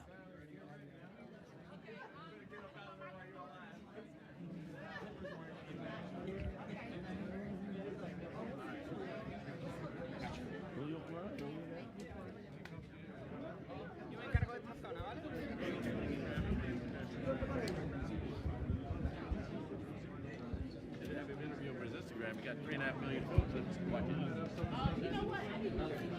And we see Manny Pacquiao is speaking with Jaime Mota. Of my experience, he will learn. There we go. We hear Manny Pacquiao meeting with the media. Now he says that this definitely isn't a fight that he's going to lose, that he's going to derail all your future plans. What do you have to say to that? Well, I'm doing my best, and that's a good, that's a good, good to hear from him that he said like that, because we can give a good fight to the fans. Now he is a little bit comparable to Mayweather in his style. You see that in the future? Is this part of that plan? Oh, we don't have plan yet about the future. Who are you with? Who are you with? Plan is to fight with Adrien. You got to go outside. This is just showtime. We're in the ring. Thank you, man. Thank you. Just showtime in the ring, guys. Manny Pacquiao meeting Thank with you. the media. And Who's next? also, Right here. Sorry, Coming up. Manny Pacquiao, and Michael Blackson. Good to see you. Good to watch more here in Los Sir, Angeles. originally So, from Ghana. Adrien Broner, very So experienced no opponent, shortage has of a lot tools. quality and luminaries here in attendance at the Wild Card Boxing Club, Mike. Manny Pacquiao always brings the stars out. He's a guy that's had tons of commercials. He's adored everywhere he goes. I'm assuming if Manny Pacquiao walks down Hollywood Boulevard, he's getting mobbed, right? Even now. Absolutely. You know what? Everywhere that Manny Pacquiao goes, people gravitate towards him, especially being the pride and joy of the Philippines. He's a senator.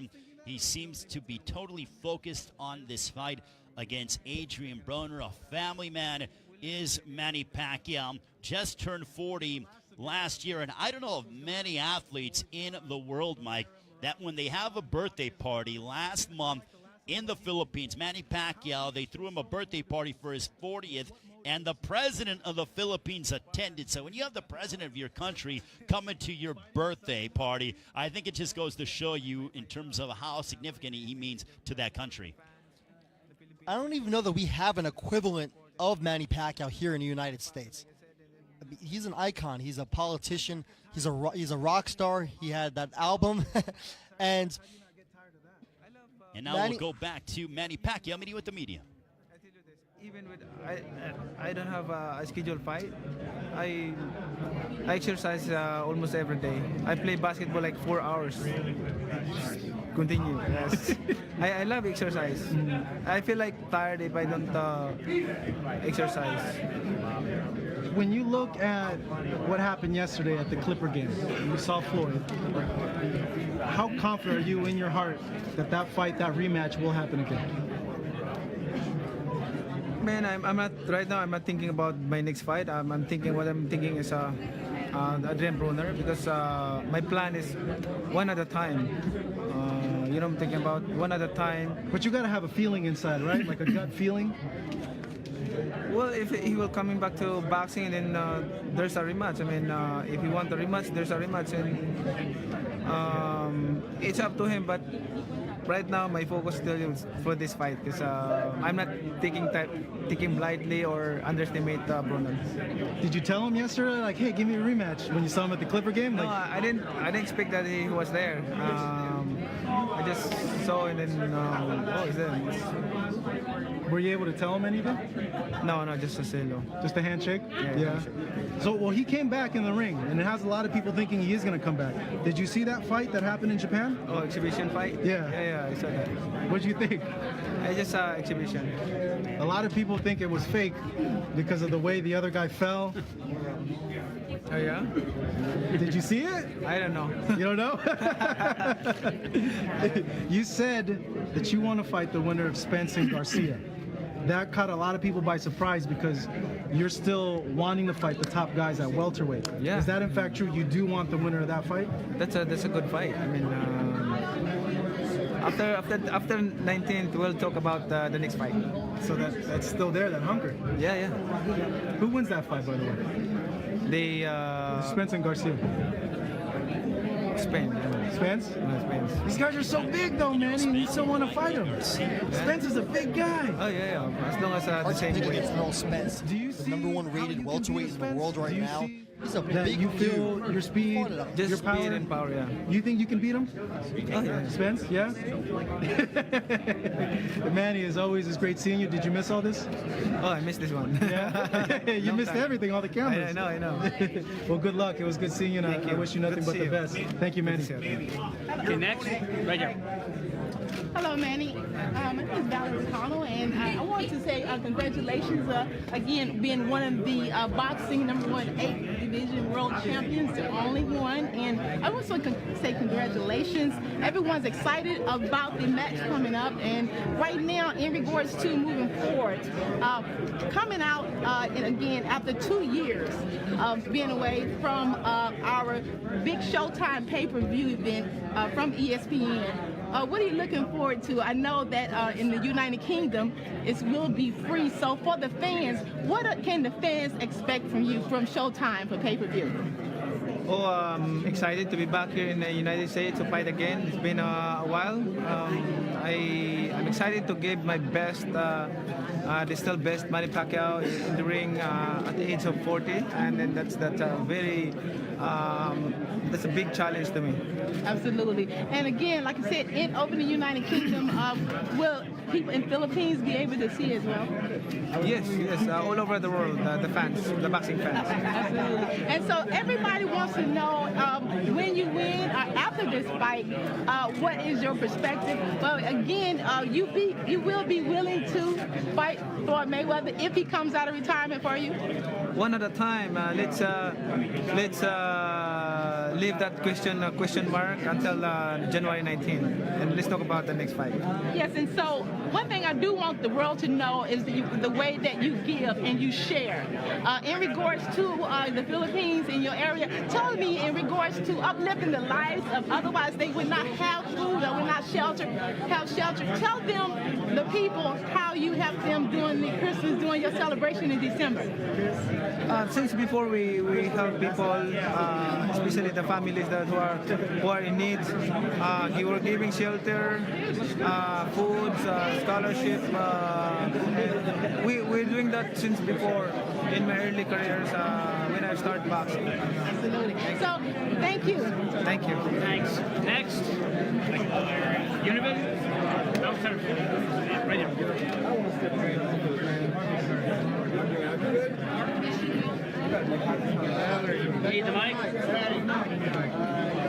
you. Thank you, Manny. Oh my God. Manny, for a time, people thought maybe we'd never see you training at Wild Card again. That you and Freddie had split, but here we are, thank God.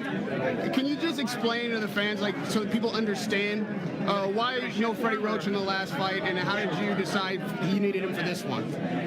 Well, this is not the first time happening to us, but Freddie Roach is never gone in Team Pacquiao. He's still there, always there. So we have no problem. So you have been an explosive fighter your entire career, but it had been a long time since your last knockout. Your last fight, after 6 years, you got the knockout.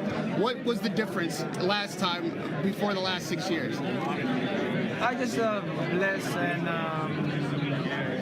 blessed by God for that last fight. I able to knock the guy out, my opponent out, and then I'm trying to do the same with this next fight. You know, you just turned 40, and even superstars know that Father Time is one of the biggest opponents in boxing. Is the age for you at all a consideration? Do you train differently, knowing that you're not as young a man as you used to be?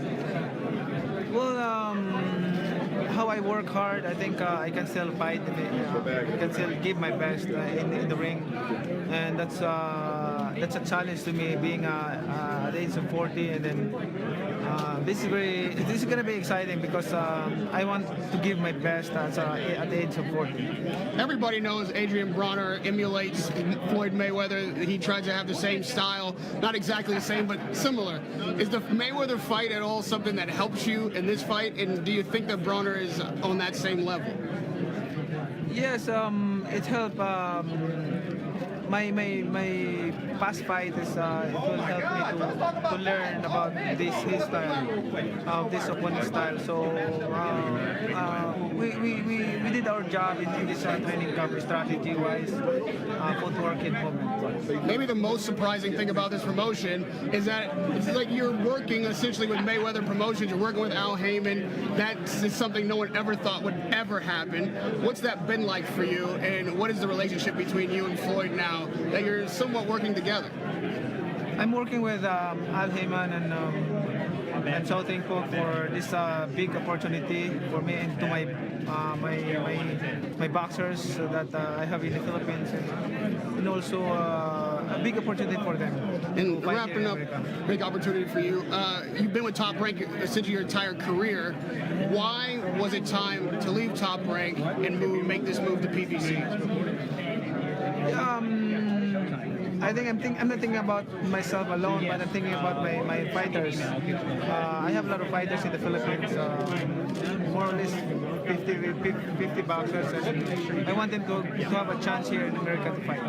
There's some in the press lawsuits between you and Bob Arum about money and whether or not you guys are on the same page. What's your relationship like with Bob now, and is the money issue settled between the two of you? We don't have a problem with Bob Arum. I'm so thankful with him because of him, he helped me a lot of my career here in America, and I don't have a problem with Bob Arum. I'm really thankful in my life that God used him to help me here in the United States. So thankful to them. And lastly, Manny, I was a kid when you first walked into this gym many years ago. You're 40 now. So many things have happened in your life and career. Can you talk to me about the Manny Pacquiao who came in here on that first day and the difference between him and the Manny Pacquiao who stands here before us right now? It's a big difference because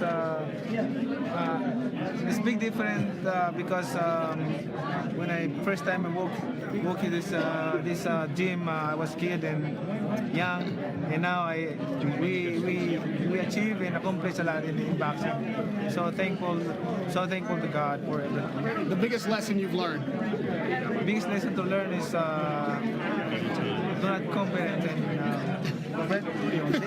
and listen to Fred Sternberg.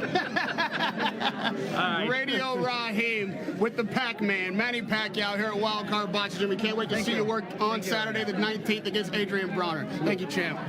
Face. I want you to face Jim. You talking about earlier about your age. You are 40. Don't it hurt when you get hit at this age? 40? Don't you get hurt when my kids hit me? It hurts. We did no. It's painful when you're 40 years old. You're going to be okay. I'm okay. You're making a lot of money from this fight. What are you going to do with all that money? Give it to the poor. Give it to the poor because you don't wear Versace, Gucci, nothing. You come in here with Goodwill outfit. What you do with all that money, Pacquiao? You going to give me some? We have to be people. We have to be people. Help the poor. After you help the poor, it's going to be millions left. We're going to do all of that. Can you get a haircut at least? You get a haircut? Haircut. Okay, give him a haircut, please. And also... Yeah, shave your beard. Manny. We're going in order, guys. Manny, at this point in your career, on the All Access episode, we saw much more focus on your humanitarian work than your preparation for the fight. Is it more important to you to shine more light on that now than your actual preparation for the fight? Well, humanitarian is I'm doing that since before. It just happened that they take a video of that, but I'm doing that often, giving shelter for the people and food and scholarship. We've seen so many images of you over the years running with people. When you take your run, and hundreds of people like to come out and run with you. Do you feel like you'd be a little lonesome if you didn't have all these people running with you? Do you ever run alone, or do you need the people to come with you? I love to have people around me while I'm running and give me inspiration and determination to focus, and I can more focus with people around me than alone. Has there been any concerns with what's happening on your opponent's side that you won't get to the fight date, or are you confident that the fight will happen on the day as planned? Definitely the fight will happen, and he will be able to make the fight. And what do you think of him stylistically? When you see his past fights, what is your opinion on Adrien Broner's style and how he fights? Style-wise, he's fast, he can move. He's kind of fighter that you cannot underestimate. And, is that your favorite style of fight to be across from in the ring? Since styles make fights? I want to fight it. I want to fight in that style because a few boxers that I fought before in the same style. And lastly, just a final message to your fans in the Philippines who will be tuning in for the video. Thank you. I would like to thank all the fans, especially the Filipino people who are always there and supporting me and praying for me. And of course, all over the world, the fans, thank you so much for all your support. Please watch this coming January 19th against Adrien Broner in Las Vegas. Thank you. Right here, Manny. Manny, your opponent is facing criminal charges. What's your opinion of this character, this person? I'm not. I don't want to put myself higher than him or righteous than him. I just have. Of course, I'm praying that he will resolve his problems, and then he will get through with this problem. And I mean, I just want to share a good life outside the ring.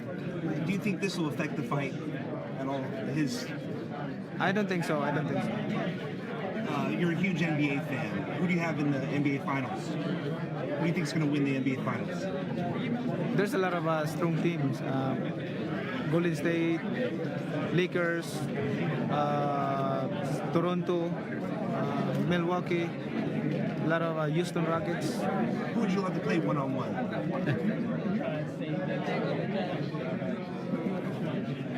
Floyd. Do you want to fight Floyd next? One-on-one, playing basketball. Would you beat him? You versus Floyd one-on-one basketball. How would that go? Would you beat him? That's good. Yeah? I can play, yeah. We have another pay-per-view event. I can play. So would you rather play him on the basketball court than fight him? Anywhere.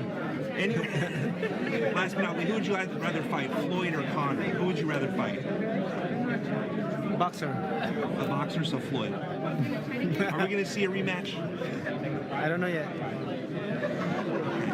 Let's focus first this January 19th. Any predictions for how this fight's going to end? I don't have prediction, but I'm doing my job. I'm doing my job to do the same with my last fight, and you know, just want to focus to this fight and then, to win. And then let's talk about the next fight. God bless you, Manny. Thank you. Thank you. Right over here, Manny. You have your water. Okay.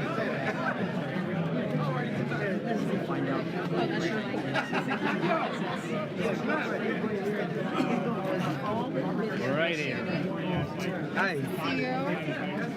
You bet. Anytime. I get you to scooter. Where's your camera? Sorry, it's kind of far. Okay. You alone? You alone? Yeah, I always work alone. Helene here with Eyes on the Game. I'm being... Lorenz! Oh, sorry, my camera. Sorry. So yeah, Helene here with Eyes on the Game. I'm being joined by the legend, Manny Pacquiao. Now, you are coming off an impressive win over Lucas last July. First off, how's this camp been for you?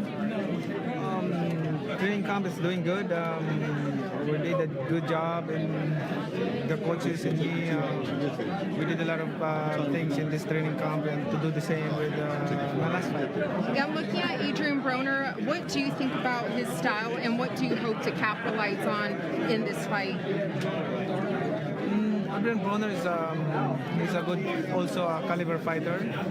He's fast, he moves fast, and he's the kind of fighter that you cannot take him lightly. You have to make to be serious and focus to the fight.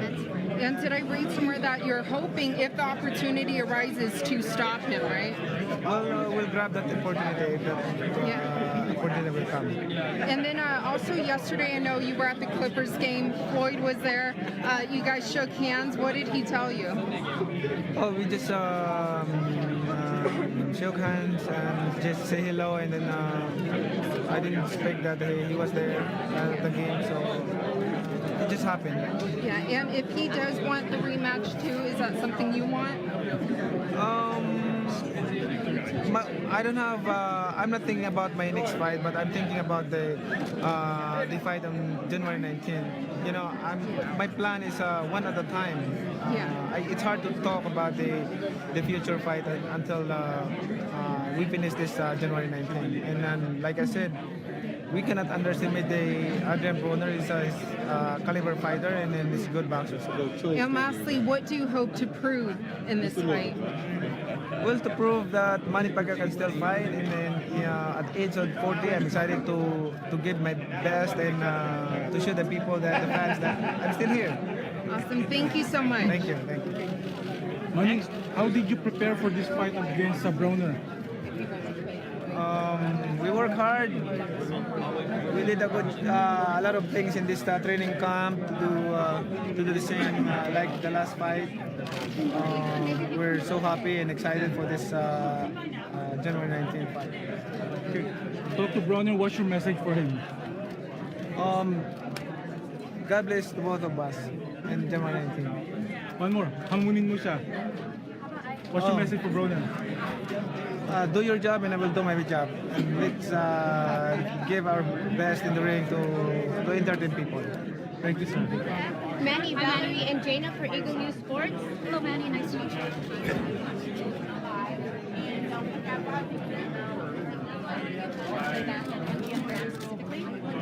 I'm excited. I'm excited to be back here in the United States and fight again in Indian ground. Good. Have you been watching previous fights of Broner, and do you know there are any pros and cons of him as a fighter? Yes, I saw his style, his fights. We're prepared for that. Good. Did you involve your kid at all in your training session against Broner? My kids? Yeah, because oftentimes you train with them. My kids, they want to box, but I told them not, because boxing is not easy. And a lot of people talk about your age. 40 is really impressive to still be boxing. What advice would you give your 20-year-old self now as a seasoned boxer? All I can advise them is discipline and work hard. Believe yourself and believe to God. And everyone saw that you were at the Clippers game yesterday, kind of interacting with Floyd Mayweather. What exactly were you guys talking about there? I just say hello. I didn't expect that he was there in the fight, in the game. I was there because I was invited for Filipino Heritage. Very nice. Do you see yourself going into another sport after boxing? Maybe basketball? Basketball. Okay, good. Are you coming up with any albums for singing? I have a new album, but I didn't record yet. Oh, what is that album called, and what's your inspiration for that album? My new album is for the inspiration for the Philippines. Good. Last question. Manny, during Christmas, you were very generous with the people in your hometown in the Philippines. Do you wish you continue to help them after boxing and during boxing? I'm always doing that since before. It just happened that somebody was taking a video and like that. But I'm doing that since when I started my career in boxing. Good. And then can you do a sign up for us? Can you do this as Manny Pacquiao with Eagle News Sports? This is Manny Pacquiao with Eagle News Sports. Thank you. One question? Go ahead. Excuse us. Sorry. What are your dreams to victory for this fight? I'm gonna go. Keys to victory in this fight. I don't think it will. Yeah, she got Good luck.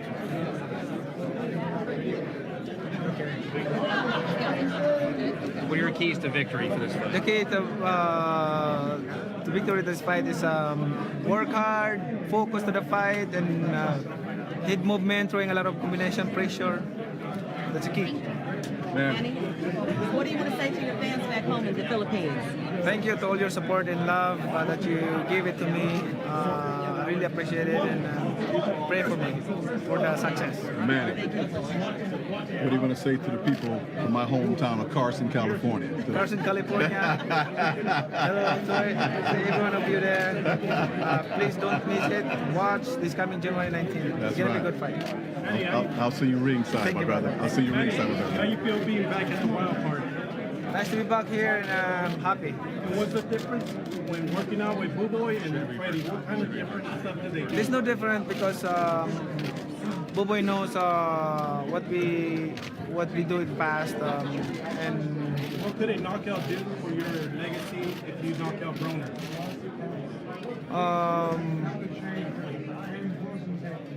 I think it will add to my career as a boxer, and then also it's good for me to have a good fight in this January 19th, because this is my first fight being at the age of 40. And was that an easy transaction to go to PBC from Top Rank? Was it easy for you? Like everything business-wise? Business-wise, it's good because I able to have to give a chance to my boxers. I have a lot of boxers, and they will able to have a fight here in America. Thank you. 1 second. KCBS right here. CBS. What are some keys for you to get this win next Saturday? The keys to win, pressure, throwing a lot of punches, keep busy, head movement. What do you want your fans to expect from you for this fight? Well, I will do my best to give a good fight and to do the same like the last fight. I mean, this is a challenge for me because this is my first fight at the age of 40. You bet. Next.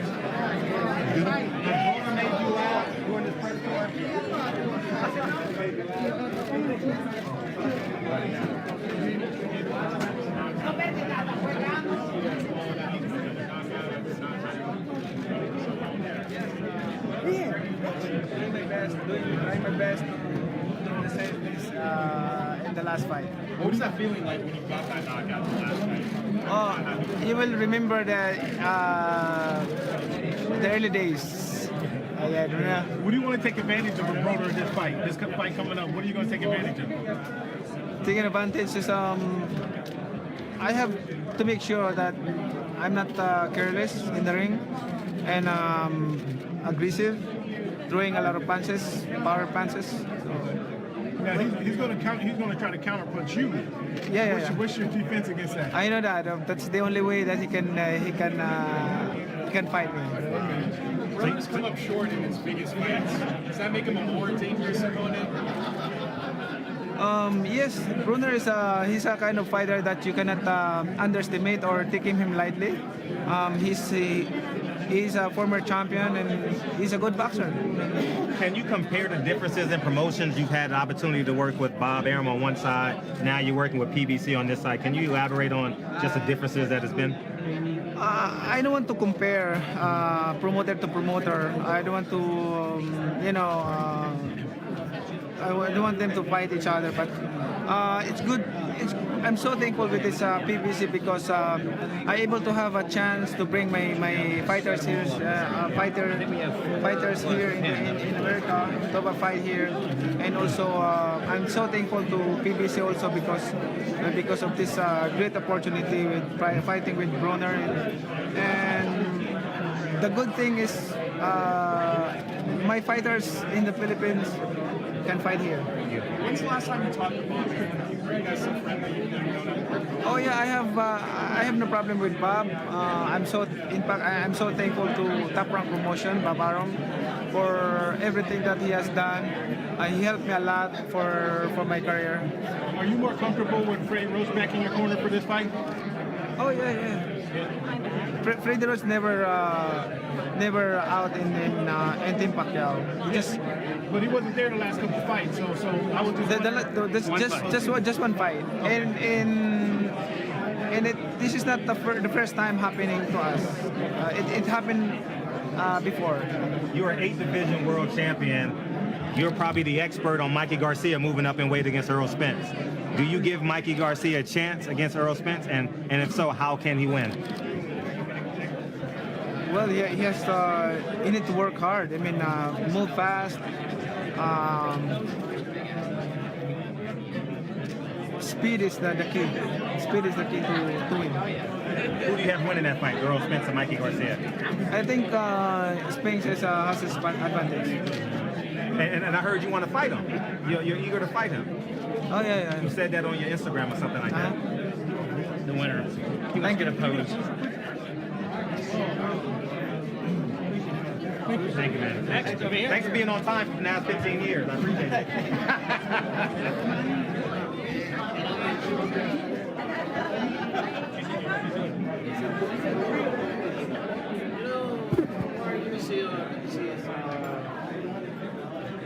I got it last night. I think I'm leaving.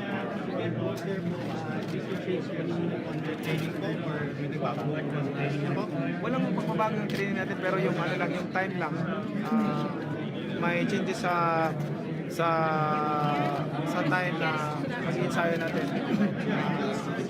Mas inaalalayan natin yung body natin to recover, not to pushing all the time. And ano po may expect ng mga viewers po natin sa laban?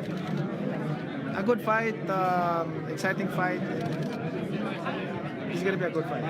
And kagabi po, kamusta naman po yung experience po sa Clippers game po? Yun po ay Filipino Heritage Night. Nakita niyo po si Floyd Mayweather. Ano po masasabi niyo po?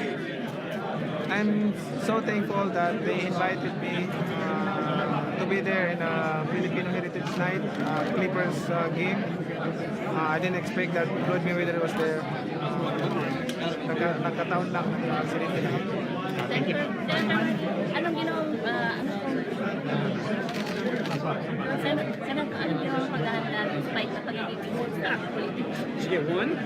Training every day. The same routine. Ano pa plano yung gawin after ng laban mo? Plano yung gawin na After ng laban na to, balik sa Pilipinas, may trabaho. Nanalaro pa kayo sa US Unica? Yeah. Pwede namin kayo i-guess sa Pilipinas? Dito sa Hollywood? Sige po, pagka may time. Thank you. One more pose. Yeah, turn it on.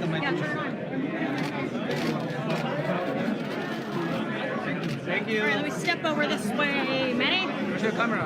Right here. The big bright one. Yes. We good? Hey, Fight fans, it's Michelle Joy Phelps, and I'm joined now with none other than Manny Pacquiao. Manny, can I sing you happy birthday?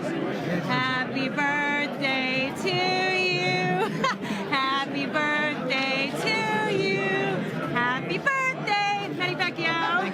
Thank you. Happy birthday, Manny. Most people at 40 are looking to retire. They're pretty much at the end of their careers, but you've managed to avoid father time. How? Discipline. Thankful to God for a good health that He has given me. Discipline, work hard, don't get lazy. Now, boxing and politics, both challenging jobs, but which one would you say is the hardest to sort of maintain these days? Both is hardest, but it's different.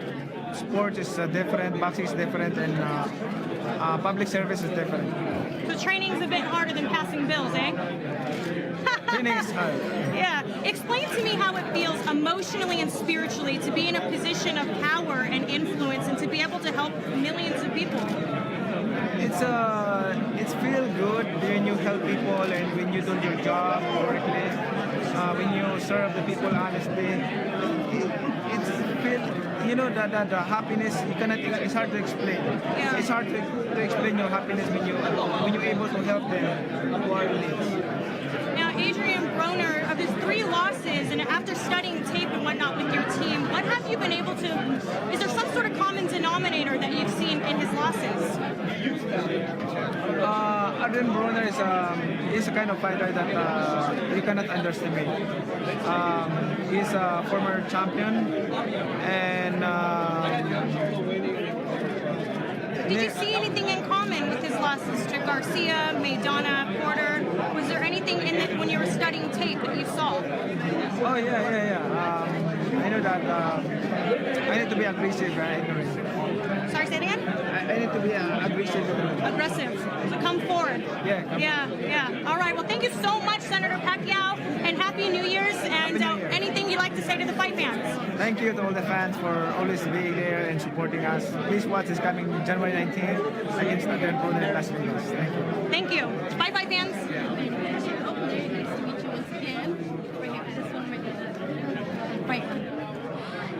Hey guys, Joan here with A-Division World Champion, Senator Manny Pacquiao. Manny, it's very interesting to be able to call a fighter a senator. How happy, how blessed do you feel that you're able to do 2 things that you love, boxing and help back to your community? I'm so happy for being a boxer and a public servant.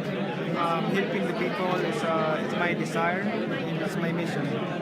All right, well, last summer we saw you come in very aggressive and knock out Lucas Matisse in the 7th round. Is that the same idea this time, to come out hot and knock out Adrien Broner?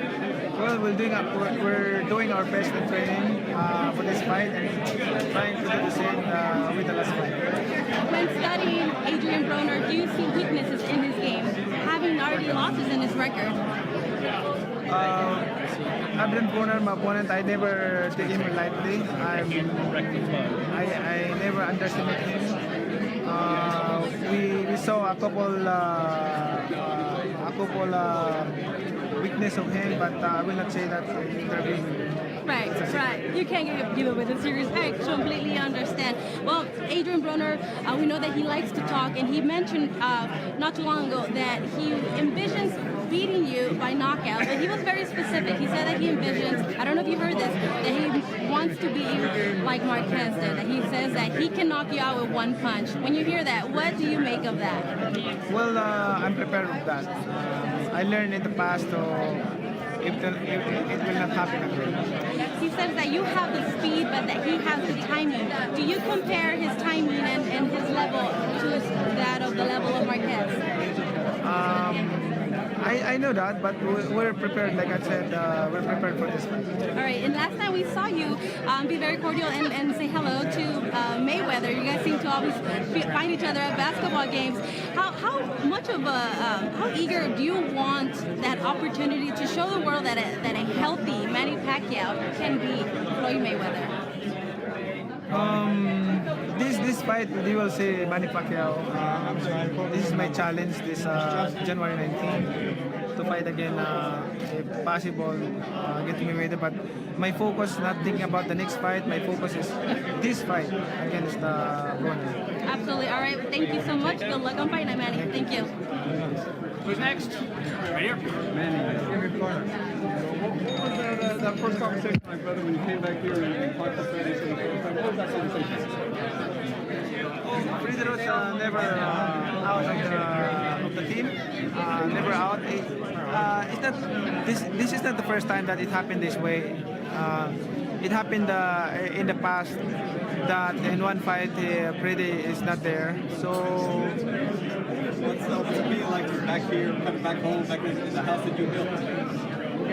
nice to be back here. I'm happy. I'm excited to fight again, especially in Vegas. Adrien Broner, has some high-profile losses in his career. He tends to kind of maybe go in his shell a little bit when he's not winning and not getting the better of the fight. We have kind of put pressure on him to try to get him out of there. we have a good strategy and techniques for this fight. We know Broner's style, and he's kind of fighter that you cannot underestimate and take him lightly. We want to make sure that for this training camp, we did a lot of things. We did our best to bring to the fight. What's the biggest attribute that you really pay attention to? Or is there one? Well, I think for this fight, aggressiveness. Do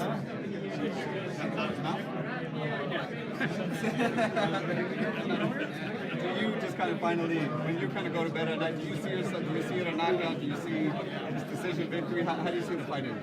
Knockout will come if giving me opportunity to have that moment, and then I will grab that opportunity. What's the biggest difference between 25-year-old Manny Pacquiao and 40-year-old? I'm more experienced right now compared before. What I experienced in the past, that's what I learned. I learned a lot in the past. We love seeing you, man, but how much longer are you going to be around doing this? I'm still here. I'm not gone. I can still fight. Yes. Thank you, sir.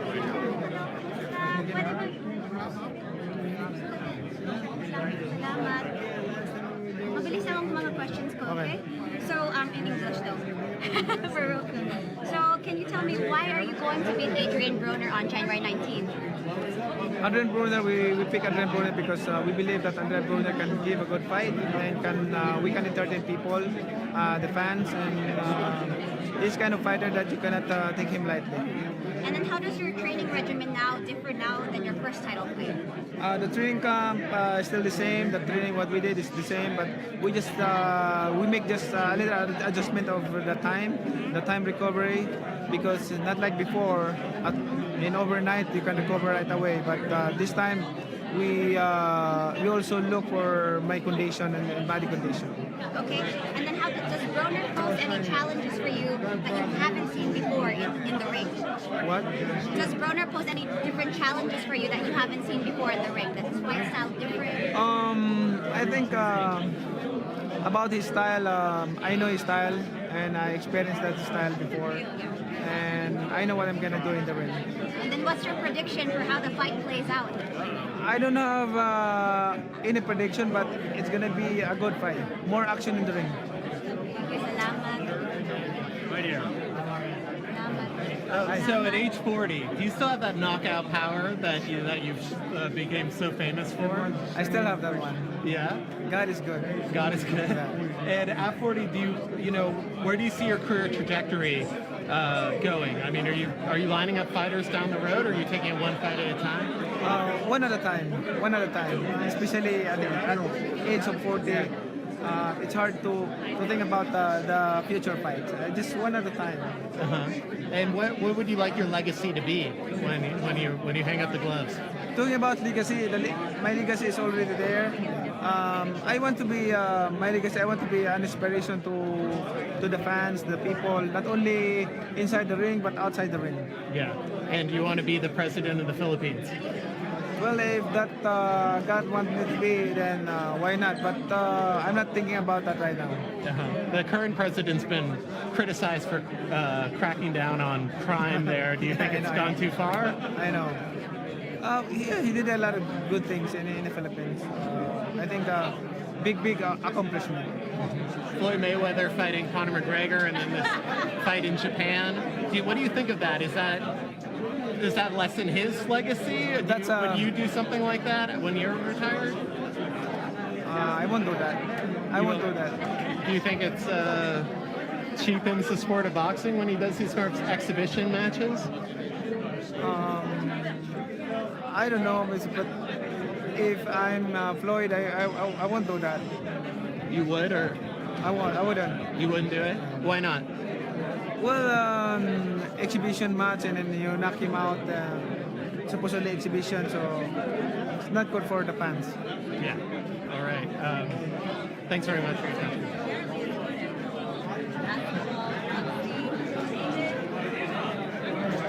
Here with boxing legend Manny Pacquiao for K-Side Press. Marvel. Any water? Okay, the champ staying hydrated. Oh, Manny Pacquiao. Thank you, Manny. I'm here with 8th Division World Champion Manny Pacquiao. Manny, a lot of people are saying you're a legend, you fought so many big names. Is there still a goal you have to accomplish? Is it just the love of fighting? What keeps you motivated? I'm happy with my accomplishment in my career. I just want to maintain my name in the top and as an inspiration to the people. Now, a lot of people talk about, so much crossover. You see guys like the Conor McGregor doing UFC and then boxing. I have a question for Manny Pacquiao. If you were a young man, do you think you would ever try the MMA or the UFC, or do you think you would have stayed with boxing your first love? I would stay in boxing. Talking about Adrien Broner, obviously he's a young guy. What is the biggest threat he poses to you? He's fast. He's former champion. He's kind of a fighter. He's kind of a fighter that you cannot underestimate. What's it like to have Freddie Roach back in the corner? We know obviously you had a bit of a break, but now being back together, what is the feeling like to have him in the team again? It feels good to work with Freddie again and to work here, to be back here in the United States, fight again in Las Vegas. So I'm excited for this. Final question, how do you predict the fight going down next Saturday? My only prediction is going to be a good fight, and I'm going to do my best. Manny, best of luck with the court too. Thank you. How you feel, Manny, back to USA, fight again and share with you Filipino people here in USA? How you feel? I'm excited and happy to be back here in United States to fight again and to give my best as a 40 years old. Most important, have Freddie Roach and Buboy in the same team. Most important for you? Very important to have Buboy and Freddie Roach in the corner and Justin and the team. So important the team is united and we did a good job in this training. You are ready to fight with Mayweather. Why is it different between Mayweather and Broner? Why is it different for you? I'm not thinking about Floyd Mayweather. I'm thinking about Adrien Broner.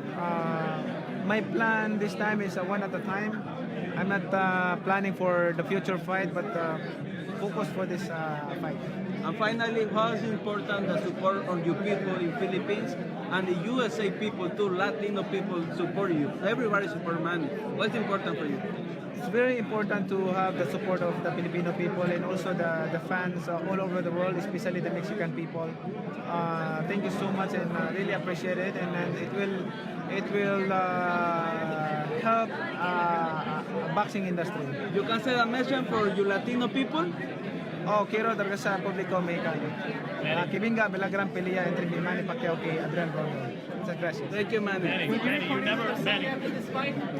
Will you record another song after this fight? After this fight. After this fight. Manny, you never predict a knockout, but for this fight, you said you want to knock him out in 7 rounds or less. Why do you say that this time? You never say that. No, I never predict the fight. I said I'm trying my best to do the same, give my best, and like the last fight. I mean, but I'm not predicting. Doing my job in this training camp. Good. People that know boxing, they think Broner's good, but he doesn't throw enough punches to beat you. What do you think of Broner when you watch him? Broner, when I watch him, he's kind of fighter that you cannot underestimate. You cannot take him lightly. He's a former champion. He can punch, and you have to be focused and don't overconfident. A lot of people thought you beat Jeff Warren, but then when you fought Matisse, they said you look better than you had in years. Why did you look so good in that fight? Because I just want to prove that Manny Pacquiao is still there. Okay, and Manny, I gotta ask, man, because you've done it all. So why do you still want the rematch with Floyd Mayweather when you've done it all? He's retired already, so I'm not thinking about that. My focus is the fight on January 19th. But what could you do differently in a rematch? Have you thought ever what you could do differently? Can we leave that question mark until after the fight? January 19th? Okay, well I gotta ask you too. We never got to quite before you left Top Rank. We never got to see Crawford, Why did those fights not happen? Crawford and Lomachenko. I don't know. I want that fight happens before, but I don't know what happened. How would it have went with Crawford? You think? Crawford in May. That's a good fight. How would you have beaten him? Supposedly. Oh, fast and power can change the style. And last one, Manny. How hungry are you still? And is there anything you want to say to the fans? And what's keeping you hungry? I'm still hungry, and I just want to say thank you to all the fans for making me focus and giving me inspiration. Thank you so much. Please watch this coming fight against Adrien on January 19th. Good luck. Salamat. I'm hungry too. Manny. What do you think the biggest difference between you and Broner's fighting style is? What do you think? What do you think you offer differently? Sorry. Okay, so what do you think the biggest obstacle is in fighting Broner? What do you think his most dangerous weapon is? Broner, I'm sure he will counter me. He will counter straight, so he will do the same with Marquez. But like I said, I learned in the past. I learned that, and it will not happen again.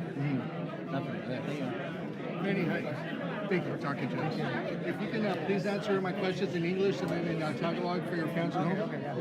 What's your condition like going into this fight? How's it going?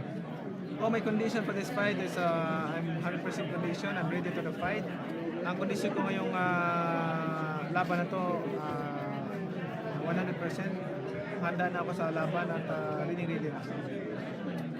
What are your challenges in fighting Broner? How's it changing your training, and can you talk a little bit about strategy? The challenge is the fighting with Broner.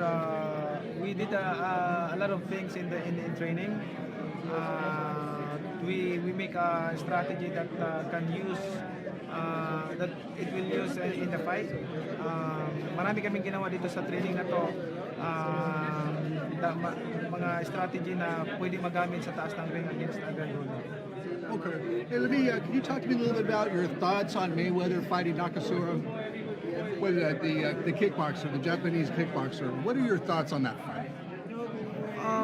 I thought it's an exhibition, but what I know in exhibition is just to entertain people and then nothing serious like that.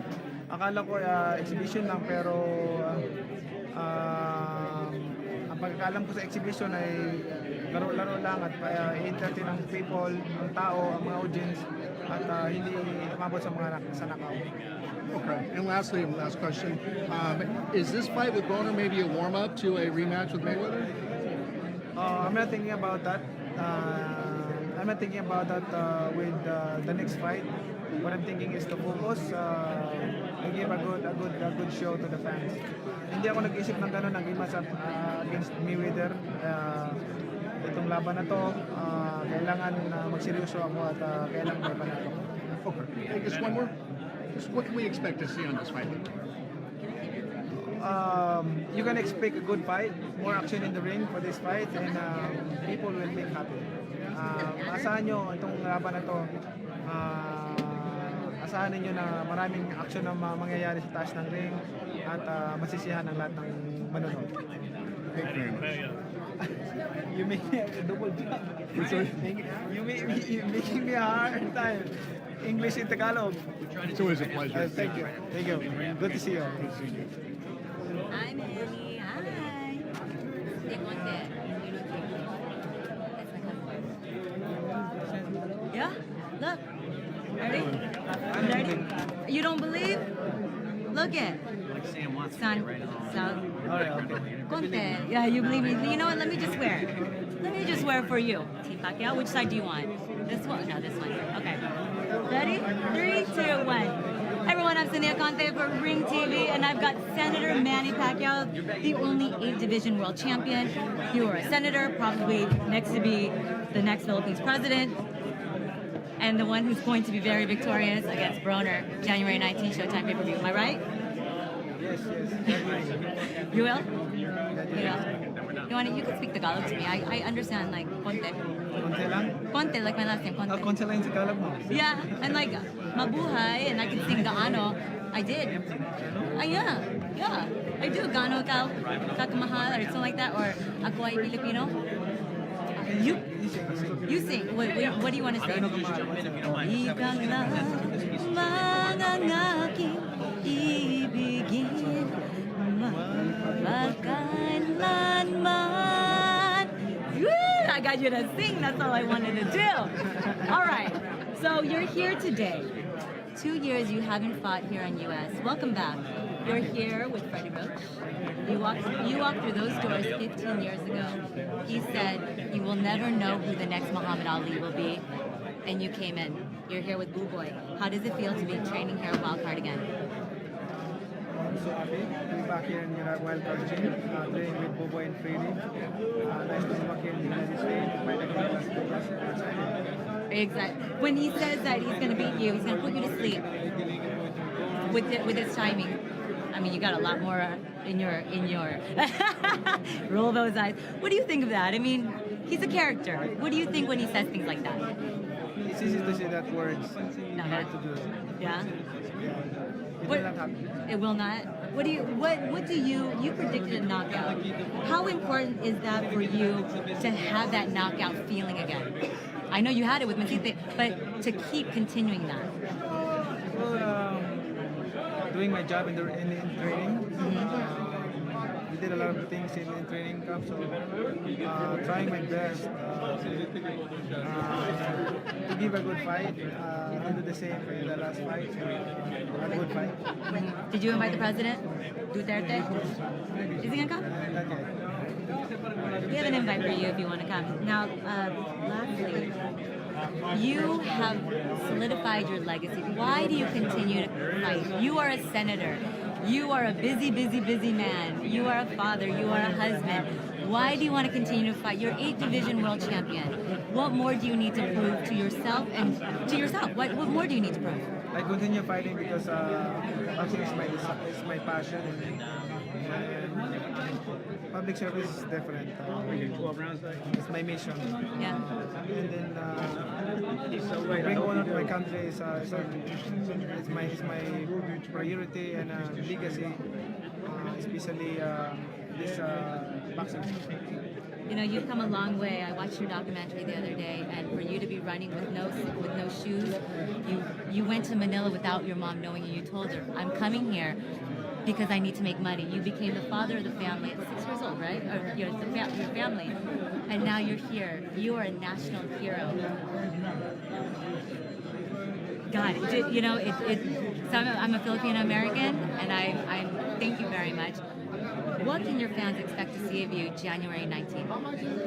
Expect a good fight, more action in the ring, and best money. Tagalog. You can say Tagalog. Your fans in the Philippines. Let's see. In General Santos.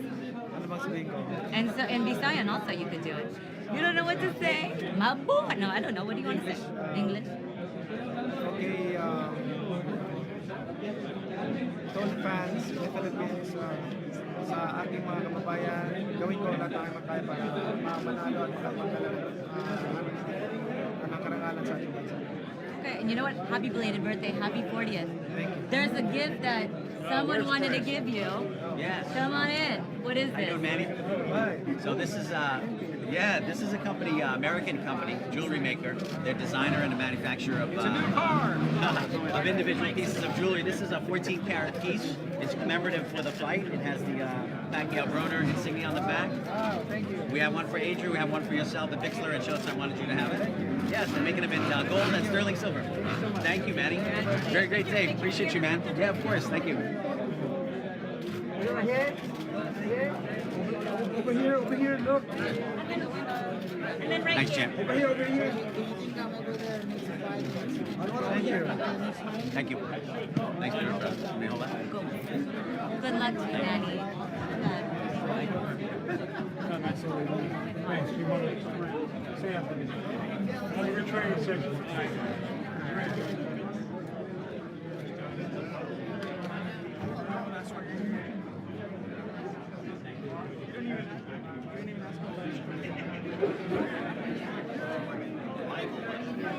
Yeah.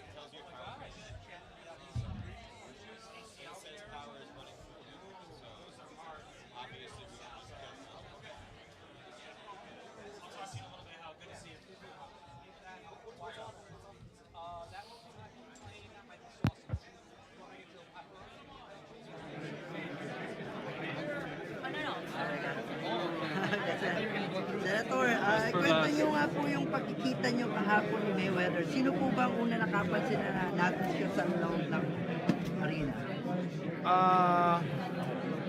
Nung umupo na kami sa bench, doon sa front row, somebody told me that Floyd Mayweather is here in the game. After mitts, we go over there. Oh yeah, sabi ko, oh yeah? Okay. And nung nagtapon ako ng mga damit sa crowd, and then nakita ko siya, then nagkamay lang. Ano pong sinabi niyo po sa kanya para may Wala, kamay lang. How are you? Kamay lang po. Parang seeing Floyd na-motivated ka na to make sure that there's a Pacquiao Mayweather 2 na? Does it kind of inspire you to make a second fight with him? I don't know. My focus is to Adrien Broner. I want to focus this fight first before we discuss about the future fight, the next fight. Siguro, what we're gonna do is let's this question hanging until January 19. Okay? Ano po pwede natin sabihin sa mga kababayan po natin na nag-aabang na sumusuporta sa inyo sa Pilipinas? Ay, maraming salamat sa ating mga kababayan na laging nagmamahal at sumusuporta para sa atin ang lahat ng ang karangalan na ito, para sa inyo ang laban na ito, especially those people who are in needs. At least makatulong na naman ako sa kanila. May mga, siyempre every fights na inaano ko, after every fights ko, pagbalik ko sa Pilipinas, talagang I give back to the people. Regardless, is the last time you did media days a wild card. I don't know, what's it like just seeing that the mga ibang reporters walking around the ring? We miss doing this for a while. Maraming, ang tagal lang natin hindi nagaganito, so na-miss mo yung, nakaka-miss yung mga ganito. Sa lahat Masaya. Sa lahat po ng tanong, sa age na 40, ano pa po ba ang mapapakita ng isang Manny Pacquiao? I-maintain na lang siguro kung ano yung naipakita natin noon nung bata tayo. We can still prove that we have that speed and strength and movement in the ring. Ready na po ba sa laban? About 10 days na lang po. Ready na. Thank you. Okay, peel lane right here. Ready? Manny! Sí, fíjate, ya Manny Pacquiao ha dicho que va a quedarse en el Manny to Ray Roach, everything he says about work? Yes, we have a good training camp with Freddy Ross and Buboy. Nice to be back here in Wildcard.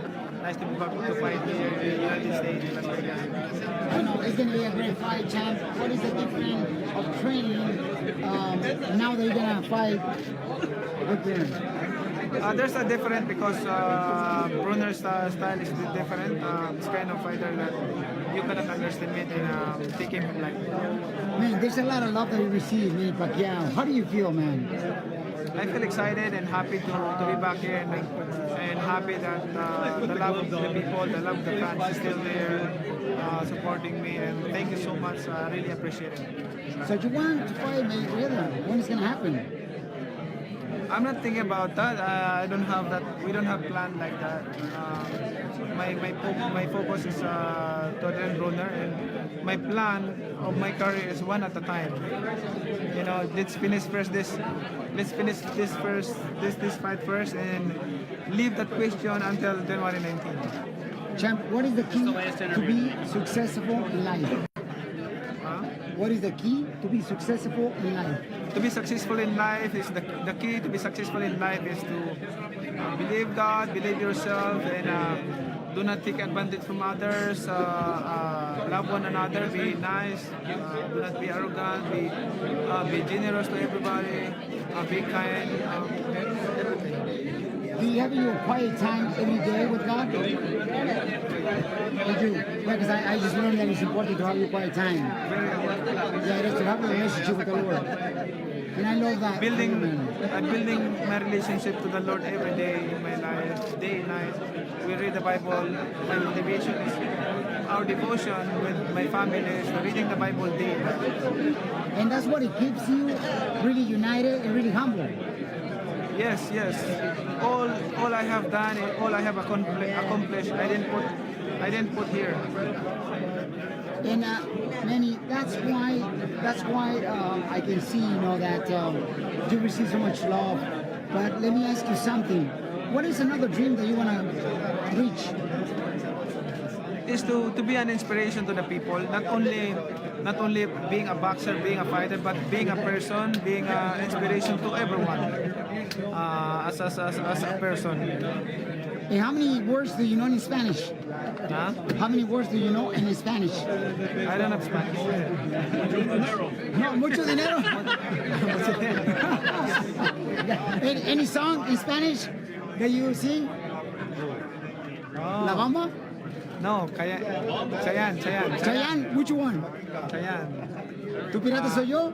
La Dehara.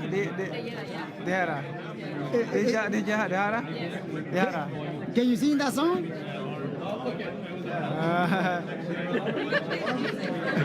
Oh, we need to play the music first. No, thank you so much, Manny Pacquiao. Thank you. Make it glad to see you in your family, champ. God bless you. We love you, champ. Okay, you can start working.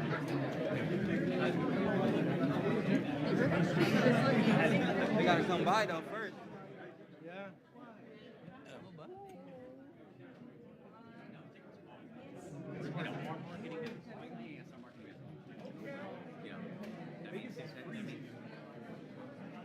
I don't know.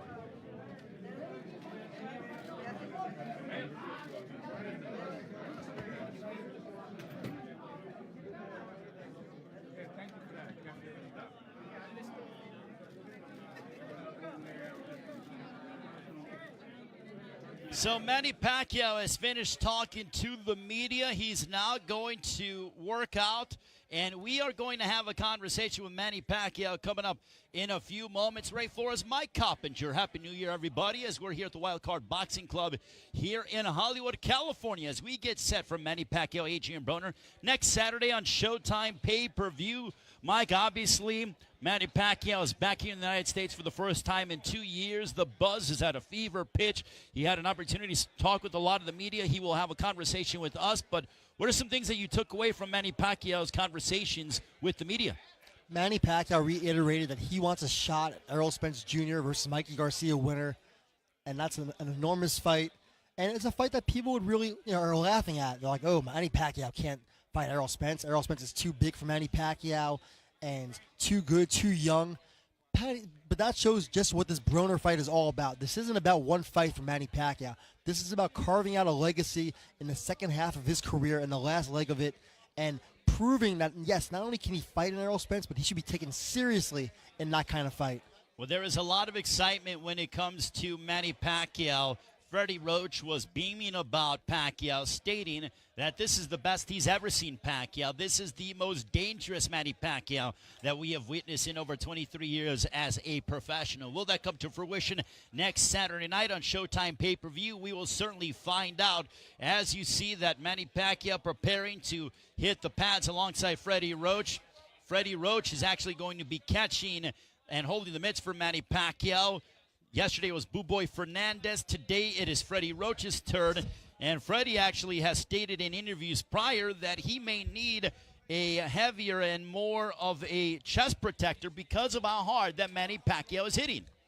Yeah, Manny Pacquiao, to me, looks stronger than ever. He just his physique. It's like he's really grown into that 147 pounds body after so many years fighting at 108 pounds and then climbing up from 126 all the way to 54. Now at 40 years old, Freddie Roach said that his calves are double the size. That's where he gets all that power from.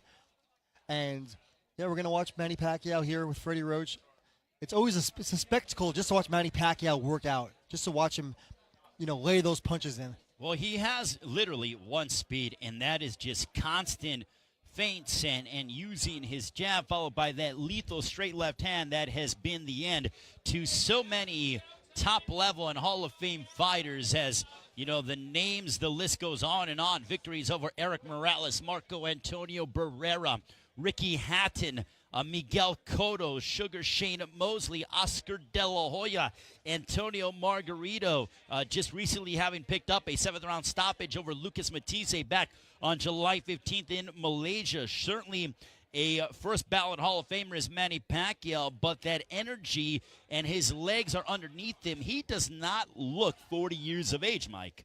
I think also a lot of people forget just how good Manny Pacquiao looked before that controversial decision loss to Jeff Horn in Australia. Pacquiao had scored wins over Jesse Vargas, who we just ran into a little bit ago at the gym today. That was a really good win. He looked good against Jesse. Manny Pacquiao rolled over Tim Bradley just a couple of years ago, a guy that had been operating on a pound-for-pound level. And then there was the one fight against Jeff Horn, which I think everyone besides those judges thought he won. And everyone after that seemed to kind of write Manny Pacquiao off. And I thought that was unfair. And Manny Pacquiao thought so too. And that's why he's so eager and excited and motivated to show everyone that he's still here.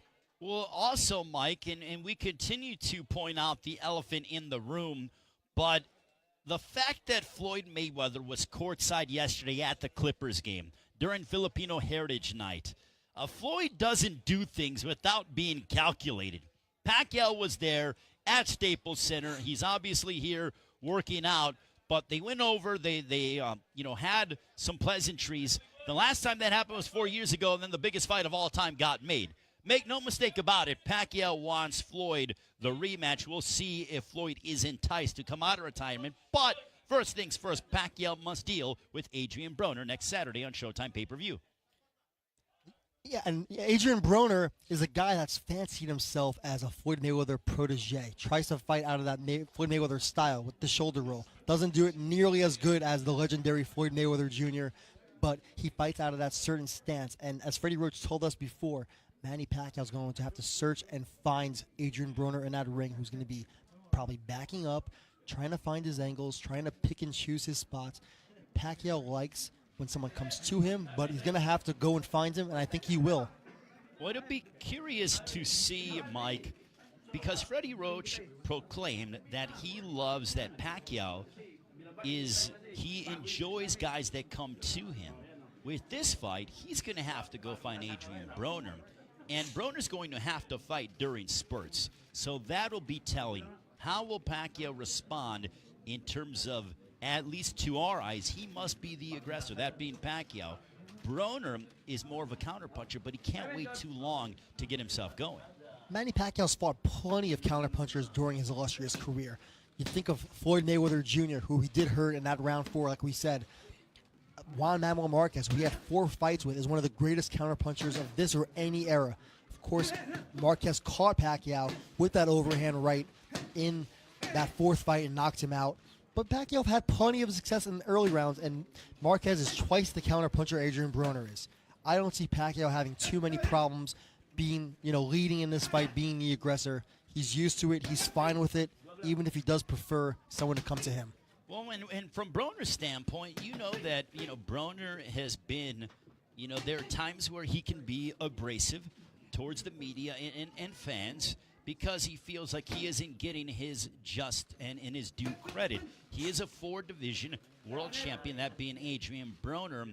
And Leonard Ellerby told us that Broner has a chip on his shoulder, that he's all about business. So we'll see if AB actually goes ahead and follows through on what he has been discussing, because I know that Kevin Cunningham has him in tip-top shape. This is really the last chance for Adrien Broner, and I know we've heard it a million times before. Is it? Is it? Or, well, I mean, look, he's still a name. People, you either want to see him lose or you want to see him win. There's no in-between when it comes to the overall consensus about Adrien Broner. This is Adrien Broner's first pay-per-view main event. But it's hard to see Broner getting back to that stage if he doesn't show up against Pacquiao. He doesn't necessarily have to win, but he has to do something memorable. Whether it's knock Pacquiao down or win a few rounds, hurt him, just be competitive in this fight. He can't do what he did against Sean Porter and wait till the last second. He can't keep doing that if he wants to be relevant in this sport going forward. We know Broner has the guts, and we know he can dig deep, but can he make this an actual firefight and make it competitive? He has to start quickly, that being Adrien Broner, because we know what Manny Pacquiao brings. The way I look at Manny Pacquiao is, and I'm going to go back a little bit, I'm going to date myself, is he is a calculated version of the Tasmanian Devil, if we remember cartoon-wise, back in the day. He is calculated, he is all action all the time, and Pacquiao will put he puts together punches in bunches.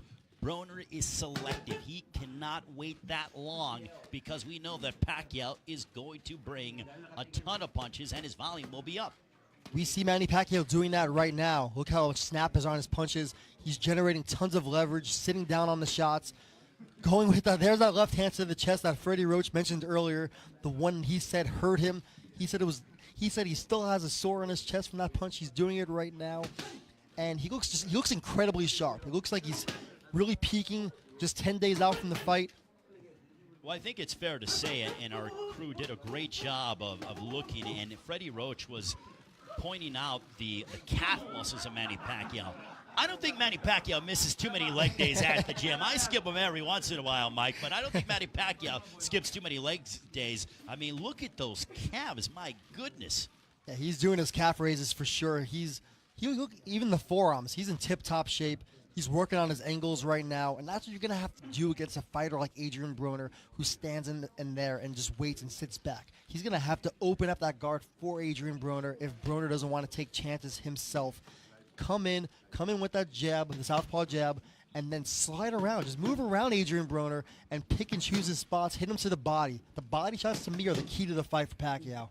Well, I think they could be the key for Adrien Broner as well, because at 40 years of age, the head will move, the body will not. Broner is going to have to try to use his youth to his advantage, and that is attack the body. Get Manny Pacquiao to start to slow down even half a step to a step. That way Broner can counter him better, but easier said than none when it comes to the 8-division world champion. Adrien Broner has great hand speed. I don't think that's going to be the issue for Broner. The problem is Broner's foot speed. Broner's a flat-footed fighter. He's not really on the balls of his feet, and Manny Pacquiao has some of the best. Look at it right now. That foot speed is still there. Can Broner keep up with that foot speed? Can he move with him? Well, talking about the foot speed, but also look at what Pacquiao is doing.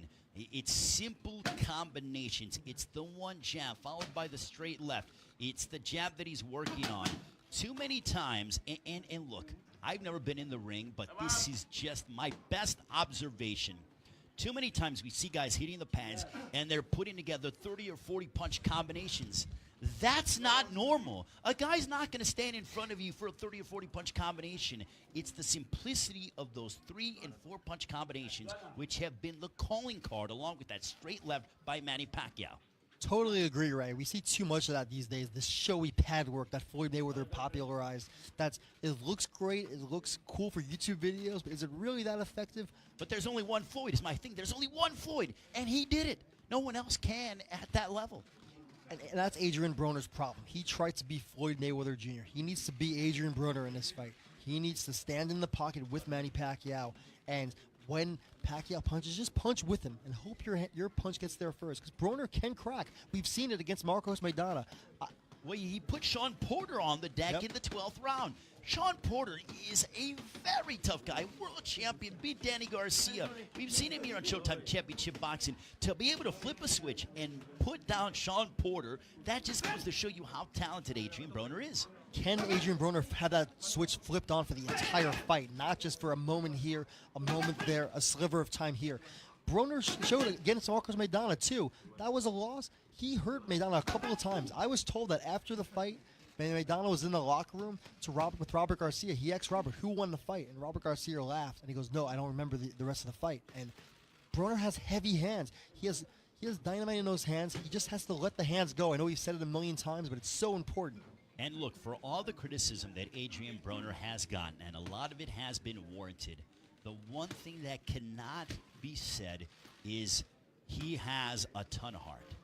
Adrien Broner has climbed off the deck against Marcos Maidana, as you pointed out, and he is always there in the fight, a dangerous adversary. So you can't say that Adrien Broner is a quitter. Is he a model citizen? No. But how many pro athletes truly are model citizens? Let's be honest, Mike. I'm not looking for my athletes to be model citizens either. What Broner does out of the ring, that's his business. I agree there. Broner has to come and just be focused for the entire fight. I know that's not easy. We've seen fighters like Zab Judah comes to mind, one of the most talented fighters of the past, decade or before that. But just can never really put it all together. Would have show flashes of brilliance, but would lose that focus here, lose it there, and you can't lose focus against Manny Pacquiao.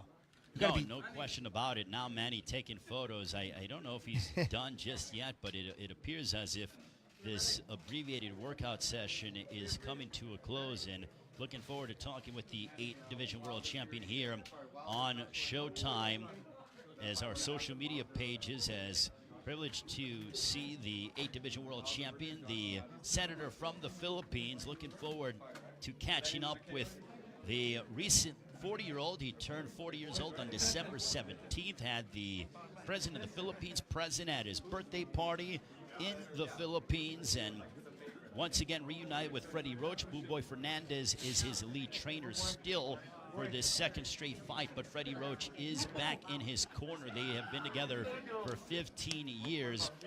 Manny Pacquiao, the 4th time he's been on Showtime pay-per-view.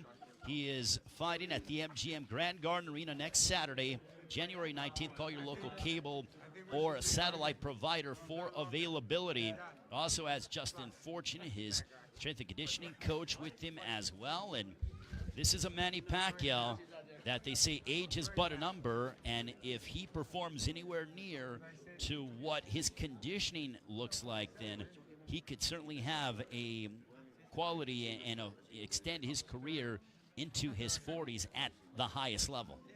What a sports story that would be, too, if we could see Manny Pacquiao just roll over Broner. Not saying he will, I don't think he will, but if he could do that, that would be one of the biggest sports stories of 2019.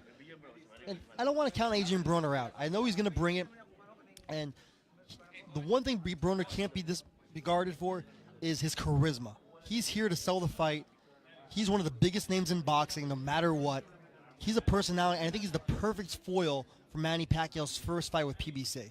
Well, Manny Pacquiao is loved by sports fans based on his style, his energy, and now here's Manny Pacquiao showing off the abs, and my goodness, I am jealous. Talk about a chiseled Manny Pacquiao. There we go. There is Manny Pacquiao. Look at that. My goodness.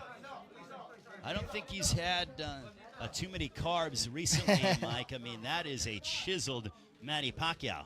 Must be on the paleo diet or something, but yeah, he might be on the keto diet. My goodness, look at that. He looks better than ever aesthetically, and you know, look at that pose. It's like he's almost done this a few times before. He's a mean Manny Pacquiao. He's smiling, but you're almost starting to see that switch, that he's starting to flip that switch and get into fight mode. Pacquiao's ready. He's excited. He's really excited for this. Look how happy he is. He hasn't done this in a long time. Fighting in Malaysia is not the same as fighting in the United States, fighting in Las Vegas, in the fight capital. Well, look, I know that they say that Macau is the Las Vegas of Asia, but there is nothing like Las Vegas on a big fight night. Even Freddie Roach was saying, hey, we love the MGM Grand Garden Arena. That is our home. I mean, Manny Pacquiao, this is his 14th time that he's fought at the MGM Grand Garden Arena. So talk about familiarity when it comes to Pacquiao and his entire team. Yeah, Pacquiao's done this for so long at this point that everything is just second nature. The runs, the training, the pad work. He can train himself at this point. There's been so much talked about Freddie Roach, Boo Boy. Pacquiao, at this point, look at Bernard Hopkins or Floyd Mayweather. Does Floyd Mayweather really need his dad to tell him what to do? No. But maybe a pointer here, a pointer there. Pacquiao is self-motivated. And, you know, his fight what's going on right here now? A group photo. It's a group photo. He always rolls deep, Manny Pacquiao. He certainly does. They love to have fun. Everyone's, I don't know what they're booing, but everyone's getting in on the photo, the team photo, as we are 10 days away from Pacquiao Broner live on Showtime pay-per-view. Don't forget, if you haven't seen All Access, a wonderful, comprehensive look at what Pacquiao and Broner are doing in preparation for their colossal Showtime pay-per-view matchup. Check it out on social media. It debuted last week on Showtime. I loved it. It's on YouTube, right here on Showtime Championship Boxing, Showtime Sports, the YouTube page, social media pages. Next week, All Access Daily, a look at how the fighters are doing, what they're going through every single day as the lead up January 19th on Showtime pay-per-view. Ray Flores once again alongside Mike Coppinger. Moments away from talking with Manny Pacquiao. Also, big thank you to our entire team here at Showtime for making all of this happen. There's so many people that work tirelessly to make this entire thing go. Steven Espinoza, the president of Showtime Sports, what a marvelous job he has done, the entire team. And lo and behold, we are moments away from talking with the 8-division world champion in Manny Pacquiao, the 4th time he has been on Showtime pay-per-view. And Adrien Broner is his foil, and with Broner, his first time on the marquee from a pay-per-view standpoint. Big opportunity for Broner, but he's got to get past Manny Pacquiao. Yeah, big fights for both guys if they get past it. And I don't want to ignore the undercard because there's pay-per-views you never know what you're going to get. That Badu Jack Marcus Brown light heavyweight fight is an excellent co-feature. It's one of the best pay-per-view undercard fights in recent memory. Light heavyweight title implications there. Whoever wins that fight is going far in one of the deepest divisions in boxing. Well, I'm excited about that one. Also, Rashid Warren is on the undercard as well. He is a stablemate of Adrien Broner. Rashid Warren, the only three-time United States Olympian. He was an Olympian in 04, 08, and 2012, former world champion. And we just await Manny Pacquiao, who will be sitting right here to my left. And Manny Pacquiao, the 8th-division world champion, the senator from the Philippines. He went ahead and he turned 40 years of age back on December 17th, as we are privileged to be joined alongside by the current WBA welterweight champion of the world, the 8th division world champion. Yes. A happy belated birthday, Manny. Thank you. Thank you so much for joining us. Welcome back here to the United States. How good does it feel to once again be fighting on U.S. soil for the first time in about 2 years? It's nice to be back here in the United States. It's been a while that I didn't have a fight here, and nice to be back in wild card, training with Freddie Roach and Boboy Fernandez. Excited for the fight. Yeah, and Freddie Roach and everyone sees, they're marveling at the calf muscles of Manny Pacquiao. I mean, these things are monstrous. That's where your power comes from. What are you doing to get those things so big? I was a biker before when I was started in boxing, and that's my big. Yeah, and you don't skip many leg days, do you? I used to bike across the country, and then that's why my cup is as big. And then it just happened that I work hard, discipline myself, and how I prepare to the fight. Not only training but hard work training. Now you're back with Freddie Roach. You know, Boboy Fernandez is your lead trainer, but you're back with Freddie Roach. Freddie said it was great. It's great to have my best friend back. Can you tell us about the process? You had a fight away from Freddie Roach, which was the Lucas Matisse fight. Now you're back. What led you to reconnecting with your Hall of Fame trainer, Freddie Roach? Oh, Freddie Roach is always a best trainer, and all the time he's a legend. And just happened that the last fight with Boboy, we did a good job, and we did the adjustment for training, and that's what we apply this training camp, and we told Freddie what we did in the last fight, and this is what we're gonna do. We're not young anymore, so when we push hard in this day, let's say if tomorrow I can recover right away. If I can recover, then push again. And if sometimes, most of the times not, if I work hard today in the gym and tomorrow I'm still tired, so I get my, I let my body rest than pushing myself to training. So that's what I did, and then it's good.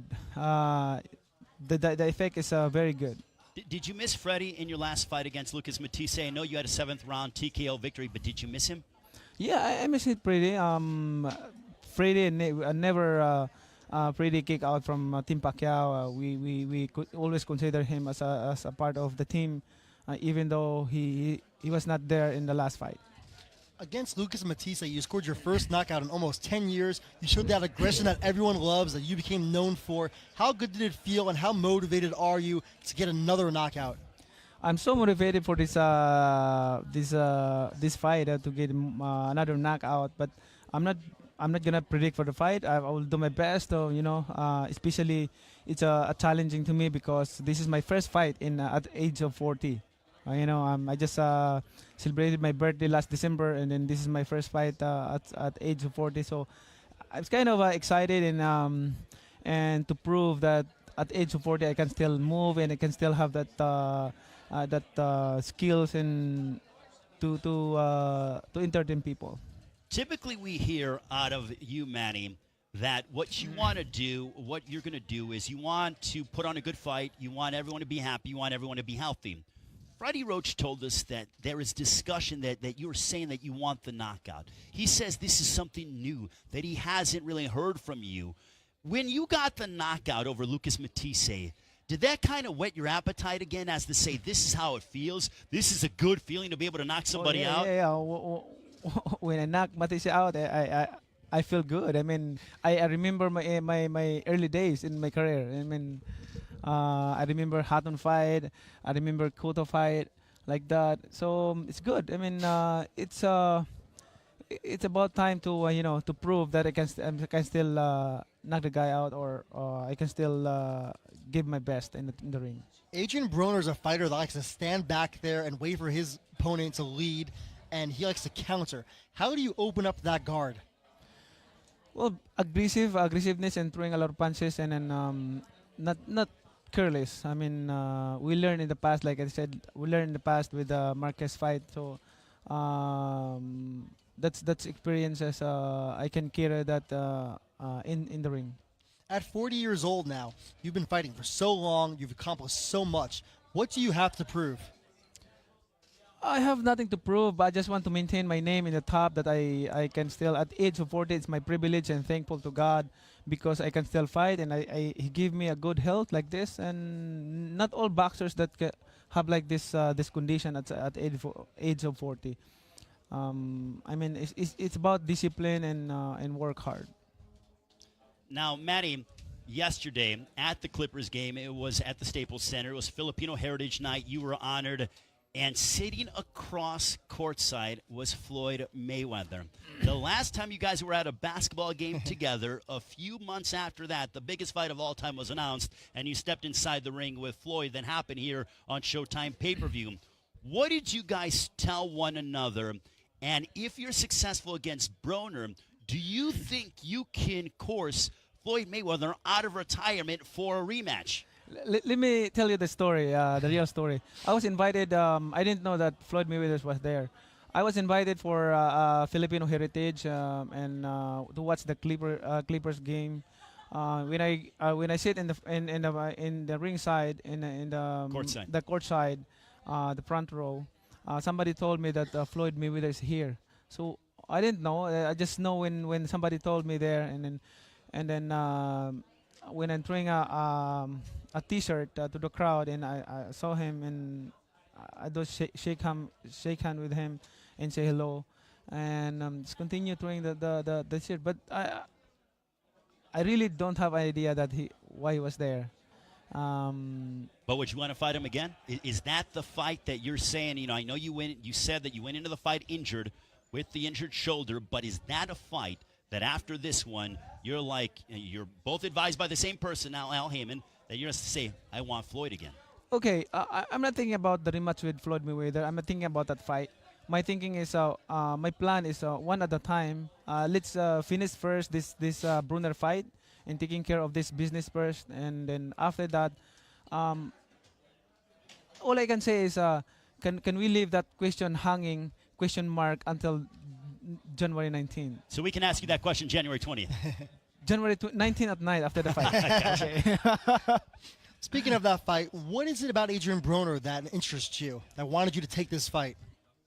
We know the style of Adrien Broner, similar with other fighters, and it's kind of Adrien Broner is he's a former champion, and I believe that he can give a good fight, and we can entertain people, the fans. This is challenging, and it's kind of fighter that you cannot underestimate and not taking him lightly.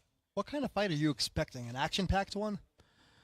Oh yeah. Action and more action. I have to push and be aggressive. Manny, do you think you have done, before, earlier in your career, when you were barely endeavoring into politics, it was hard to split your time? Now it seems like it's easier for you to split your time and know when to go ahead and be a politician. You're a senator in the Philippines, and when to be a prize fighter. Do you think you've done a better job of being able to focus your energy squarely on one item or the other? Yes, I did a good job, especially being a boxer and being a politician. I did a good bills that passed in the third reading in the Senate. That helped the Filipino people, and it will help. And also good news, and I able to pass in the third reading the creation of boxing commission in the Philippines. So it's good. Boxing commission. We don't have boxing commission in the Philippines, so this time we are able to pass the bill in third reading a boxing commission.